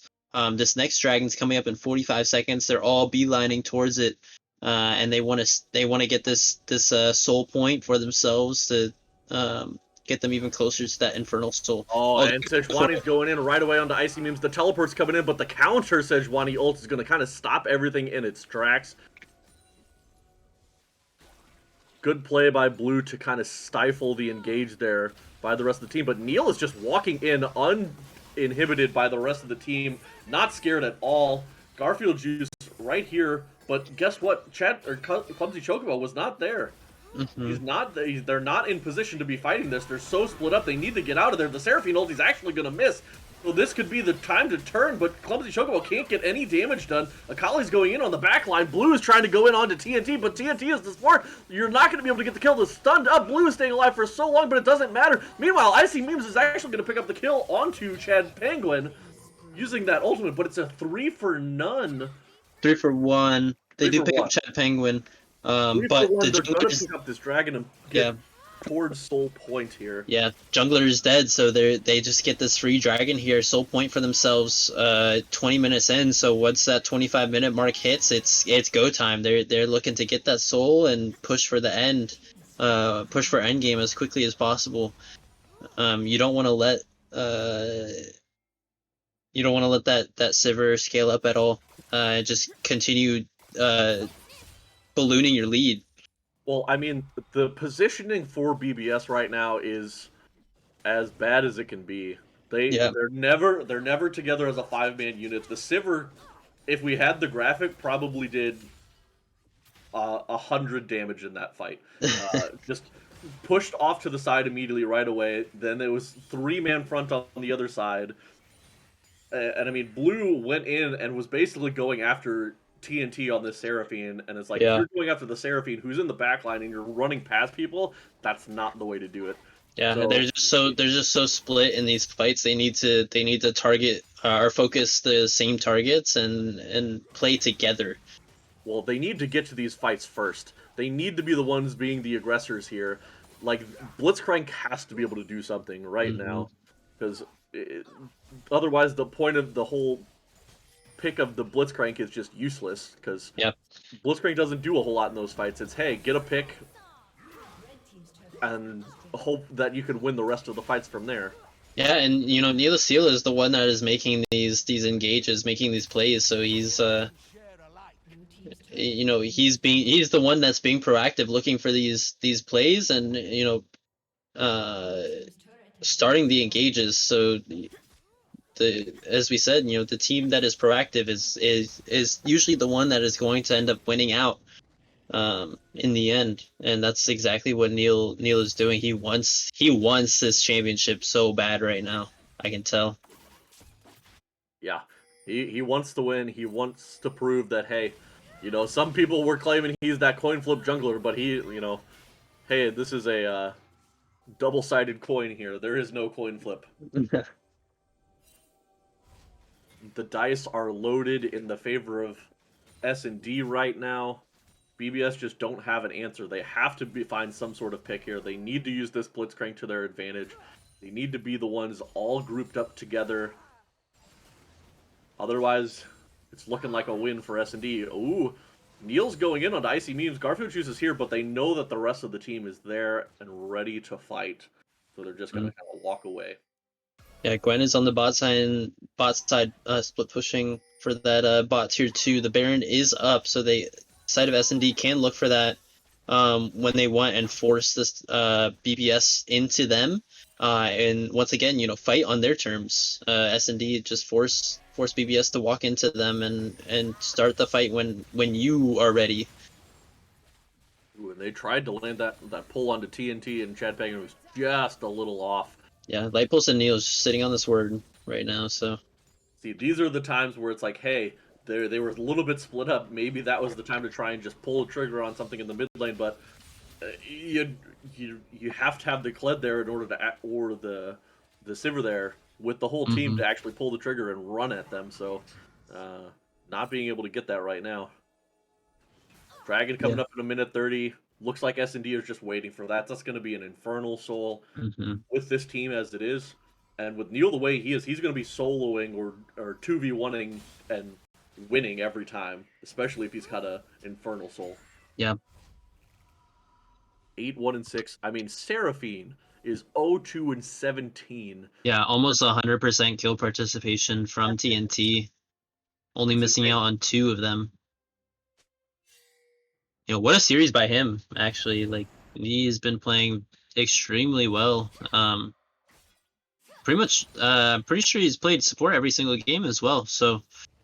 Well, and it's just, you know, what has been winning them a lot of these games is these Seraphine ults. These have been, like, such a huge key for them. Oh, Icy Memes finds Chad Penguin, but Chad Penguin does so much damage. He's missing all of his damage inside of the Death Realm.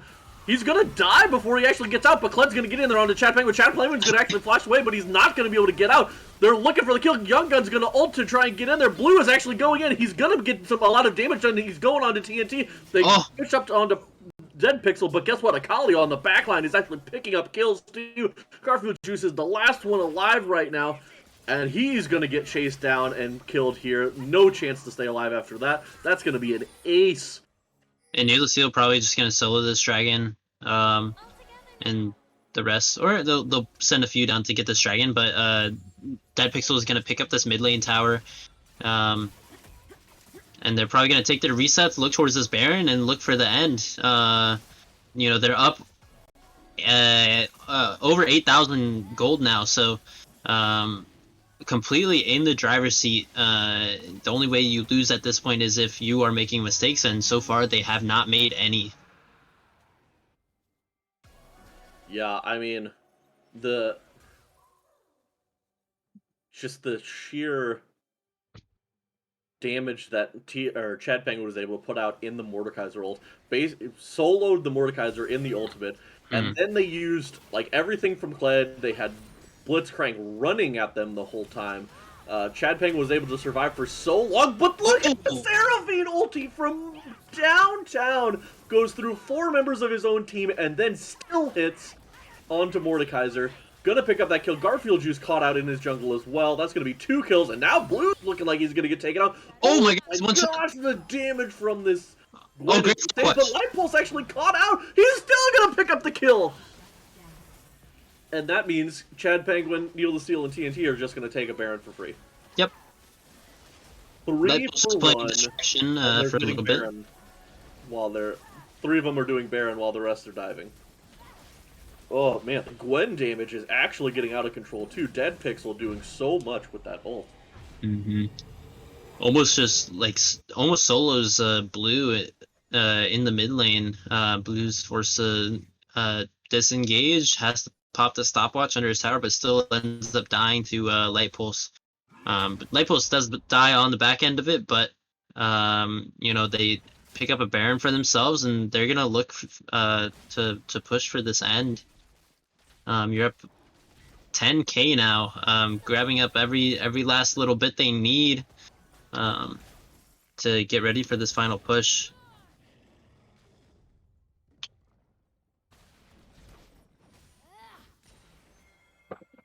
Yeah, I mean, things are going crazy. And they're getting these picks, and it's you wonder how is BBS going to come back, and how are they going to win this? And it's a Mordekaiser ult. Who do you ult here? Because you lose to like everybody now. The one person you might actually want to ult, Neil the Steel. Take their tank out of the fight. You might actually survive the whole time in the ultimate from Neil the Steel. Yep. So you might, but you're just taking him out of the front line. He's not CCing your team, and it gives your team the chance to actually fight. Ooh, but an engage there onto Light Pulse. The Seraphine ult's going to hit onto 2. Blue is getting taken really low. He's just going to die. Great play there. And now Neil the Steel's going to flash forward onto Young Gun and take no damage from it. Clumsy Chocobo hit probably 6 autos onto Neil the Steel, and Neil the Steel is like healing. Yeah, the shield and healing from Seraphine, just like, it's too much to handle. Look at him, he's taking 3 people, and he's just walking out just fine while this team solos mid lane. It's actually insane. Icy Meme's still fighting him on the side. They've taken mid lane. Dead Pixel comes in, and it just explodes him. Oh my goodness. 1 Gwen ultimate on the Young Gun is half health. Chad Penguin picks up the kill there. That's going to be the game here. They're just going to keep pushing it down mid lane. Garfield Juice and Clumsy Chocobo are the only ones that are still alive. But at this point, I don't think there's any chance that they block this. And Blue 17 some sort of miracle is alive. Some sort of miracle ult. The Seraphine ult steal, but it hits nobody. Garfield Jules ults in. Clumsy Chocobo is just free fire, and they're all so low there on the side of S&D.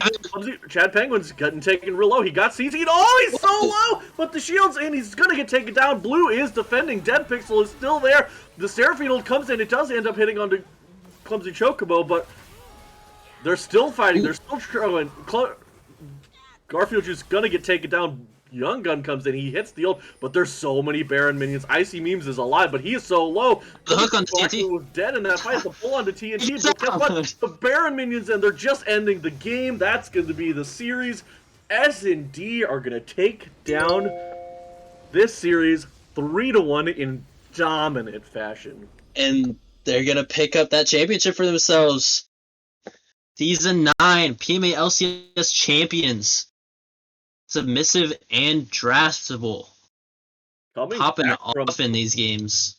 Yeah, coming back from the bottom of, some of the bottom of the playoff standings, and Hmm. they are going to come down and take down the first place teams. Starting off the split really strong, and then there's a bit of a slump in later into the season, and they end up turning it around. They fall a few spots in the seeding, come into playoffs, and just look completely dominant. Um, so they definitely deserve this championship. And I will go ahead and get a Player of the Series vote poll going here. Yeah, and I mean, you look at how it all ended up coming into fruition. They, in the very first round, in the quarterfinal round, they had to face off against the Salami Lid, and I think a lot of people thought it would be kind of split. They could go either way, but they came in. They got, I believe it was the 2-1 against the Salami Lid, and then they had to come out and they had to face off against the first place team in Dream Team, which I think most people and thought Dream Team was just going to win. Dream Team looked absolutely dominant throughout the entire season, and nobody had any reason to doubt them there. But they still came out and they got the 2-1 there in pretty dominant fashion as well. And now they face off against the other tied for first team at the end of the split Mm-hmm. in Bung's Burgers, who lasts in their series, they actually went 2-0 against RNG. Yeah, they take down the two strongest regular season teams. So they definitely deserve this. They went through. They came into the quarterfinal round. Um, played an amazing series against the TSL. That went back and forth. Um, and they just kind of ramped up in the playoffs. They went against Dream Team, picked up that win 2-1, and here they are in the finals. 5-game series. They win the first 2 games, drop the third, but they ended up closing it out in the fourth, not letting any reverse sweep shenanigans happen. And they in their wins they looked completely dominant. Neil, please acknowledge me so I can leave my wife for a real winner. Had to use the highlight my message too, so there you go. And I am dropping the straw poll link.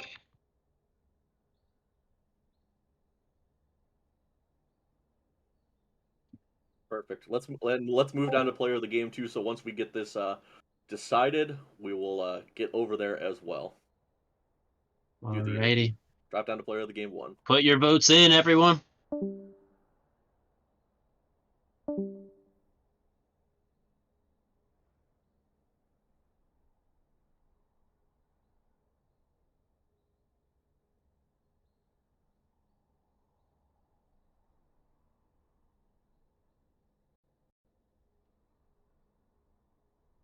Team fucking effort. We in here.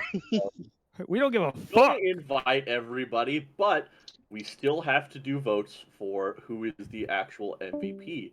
Blah So, blah blah. if y'all want to just Nah. chill for a second, we'll keep talking It's here while we it's get the votes. team MVP. Team Team MVP. MVP, yeah. We That's don't, not we how don't, a poll works. That's not though. how it works. That's It's not really one of the not. options. That's So- not how it works. That's what you guys sound like. Yeah, did y'all? Report Jake. He wouldn't let me play Vayne top in that game. Oh. I'm sad. Real quick, what we're just gonna say right now, the poll looks decided already. There's Yeah. 17 votes in, and 10 of them are for Neil the Steal. Yeah. I'm pretty sure He we're has a lot just of gonna fans. leave it at that and say, Neil, I got the you fans. are the player of the series. No, Coin flip no. jungler, my ass. Yo, coin flip jungles, man. If I'm a coin flip, what did I just play against? That was weird. Like I said, you a double-sided coin. Oh Mighty. wow! Oh, I mean, Let's I not go mean, PM here. I know it's brotherly, but I mean, talk shit, get hit. I mean, it was really slanderous to say that in a public forum. So, I mean, you fueled it. You fueled it, man. So, I mean, congrats on being second place. Oh my gosh. Jesus. damn. dude. Okay. Okay. All right. Everything Well. else from now on is gonna be wholesome. Kind of doubt that, but hey. I don't know. A great game, guys. Great series overall. Obviously, you guys, had the idea of how you were going to play this series overall. You knew what was going in. What was your thoughts? What was your prep for this? Because I know you guys did prep a lot and you did play together a lot. So, what was your thoughts going into the finals here? You know that Thank you, Captain. that meme of Charlie from It's Always Sunny in front of like the board of conspiracies? That Yeah. was me all today. Nice. I literally had a meme. I actually made the meme of him doing that and had our entire draft plan on the meme. But yeah, no, it was like we knew there were a couple deciding picks for us, which was Swain, Seraphine, and Misfortune, and it was just all about how we could find a way into getting one of those picks. And like the one time that we didn't get them, we were a little off kilter, but we were just like whatever, fuck it, we get blue side next. So Mhm. boom, easy peasy. Yeah. I mean, obviously, yeah, those were like the three champions that we were talking about the whole time, and like, hey, let's not. Maybe you should try and avoid letting S&D get those champions. But either way, things did come through. You got the Seraphine a couple times, and it was definitely effective in both games. The Swain for both sides was extremely effective, so clearly it worked out. Uh, but yeah, Neil, I know we kind of got your thoughts here, but like going into the games, how Neil did slashed the tires of my car in the middle of winter. I love these memes. I have no idea Neil, what's how going much? on in chat. What we want to know is how much did you pay the entirety of the Twitch chat that we have here today to just be memeing in your favor? I mean, some of them are memeing against me, which I appreciate. I like a good 50-50 split, 50-50. So, Stop. um, Because either way, I mean, you these are didn't just pay my them boys. enough. These are That's what it is. yeah, not enough coin. But these are just my boys. So, I mean, they're representing in chat. So, I really appreciate them being there. And yeah, I mean, they're out in full force. Holy cow. Yeah, Yeah. you paid somebody All $5, somebody season got long. 50, somebody got Love and Snuggles. Man, that's Oh, supposed to be nice. oh, okay. And then somebody paid you to be here. Oh, that's nice. I don't know who any of these Where's people my are, by the way. paycheck? No, I'm kidding. I'm kidding. I know who all these guys are. They're good friends, so they just wanted to come out and show their love. Yeah.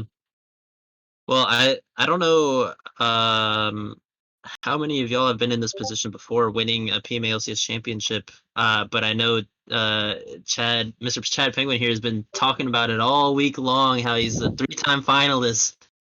Zero-time winner. And so I want to know how it feels to finally step over that obstacle and get that championship for yourself. Man, honestly, it would feel better. Well, okay.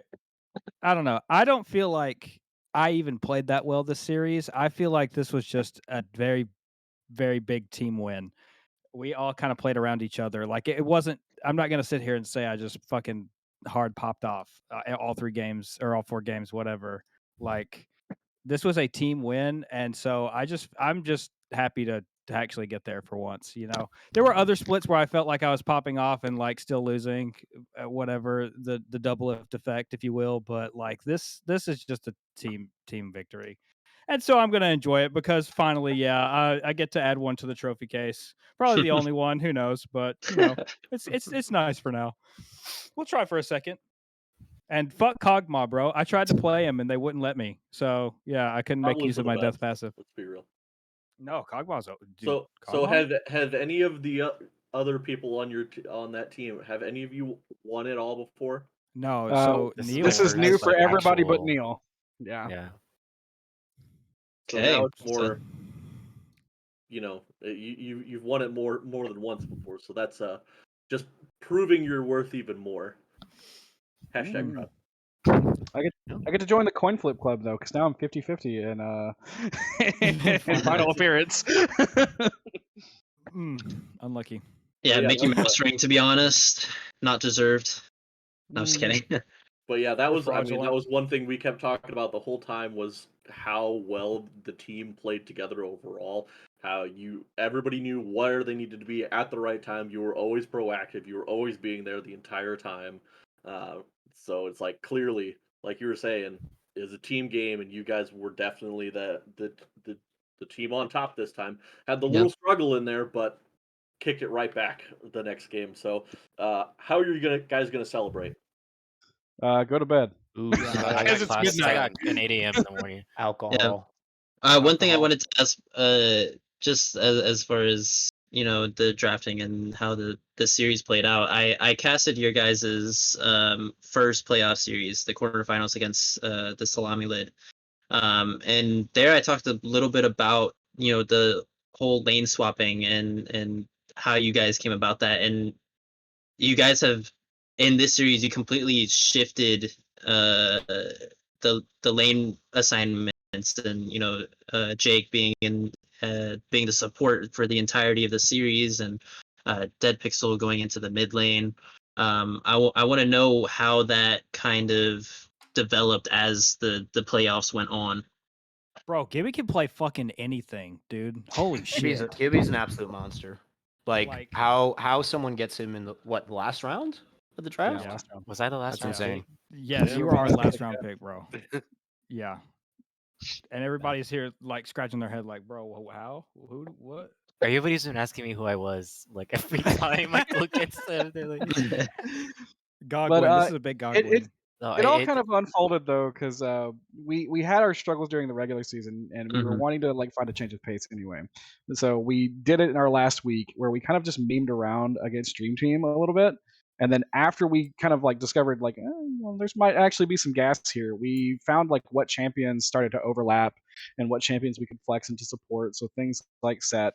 Things like Seraphine, Swain, like those champions, but we could also flex them into solo lanes that had overlap with me and Sebastian, overlap with me and Gibby, and it just kind of came down to where we found our core was the two picks of Seraphine and Swain, and it was just like if we can get those two, then we basically set up an entire draft layout of where I can fucking giga brain any pick that gets dropped by the enemy team, Yeah. because we could fucking just move it away. Like if they lock in the fucking like if we lock in Set first round pick and they're like, oh, we're gonna pick fucking, I don't know, Renekton, it's gonna bust its shield and make it useless in top lane. They're like, okay, what? Or fuck it, throw it down bot lane. Jake's gonna play it against a tank support because that's the majority of what our brothers in this league play is tank supports. So we'll just throw it down there, or we'll throw it mid against a Galio if that happens. It was just that kind of thing of just seeing where we overlap. Mm-hmm. Well, yeah, Jake you was guys like the mad scientist of like Yeah, definitely bro. this like There was literally at in the least 50 chat messages. All voice Like- messages, by the way. You have to listen to a minute of him That- talking 50 times. That's how I felt. I mean, that's how I felt in our last series for Mystic Cats, where I just felt like I big brained the whole draft. It felt like I completely read exactly what the other team wanted to do and what they were going to do, and I pretty much just predicted the first entire round of picks and bans.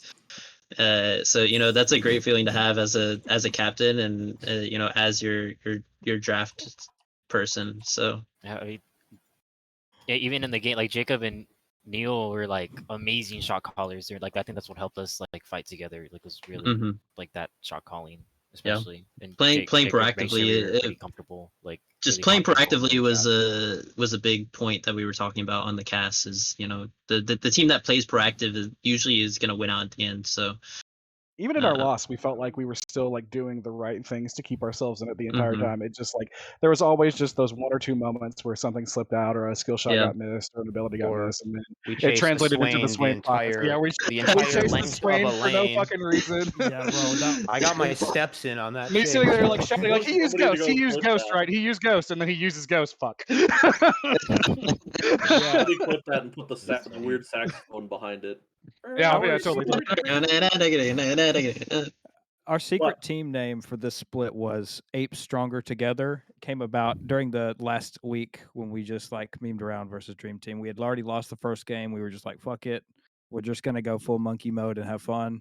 And then it kind of like stuck. And now we are S&D, but we're also apes that are stronger together than separate. Apes together strong. Apes together. And on that note, it was a great series by both teams. BBS, you played a great match, and you played a great season overall as well. So shout out to those guys, and obviously congrats to D on picking up the win in season number 9 of the PMA LCS. That was their finals. They won 3-1. Congrats, everybody. Neil the Steel was your MVP of the match. I'm Opie. You have your big hunk with knobs and Corn over here. And then once again, thank you to Cam for streaming this last minute over here after some technical difficulties happened. Yes, We thank much you. appreciate it. We're very happy that we were able to get this whole match streamed. And to all of you in the chat, we much appreciate it. We're going to sign out here on your last time of the split. Keep an eye out on the pages for updates on when your next probably mini split's going to happen and When's the draft? When is the draft? Oh, I hate Gonna everything. use All my right, voice good night, here. guys. No, wait, Good not night, yet, good not night. yet, not yet, not yet. Bye.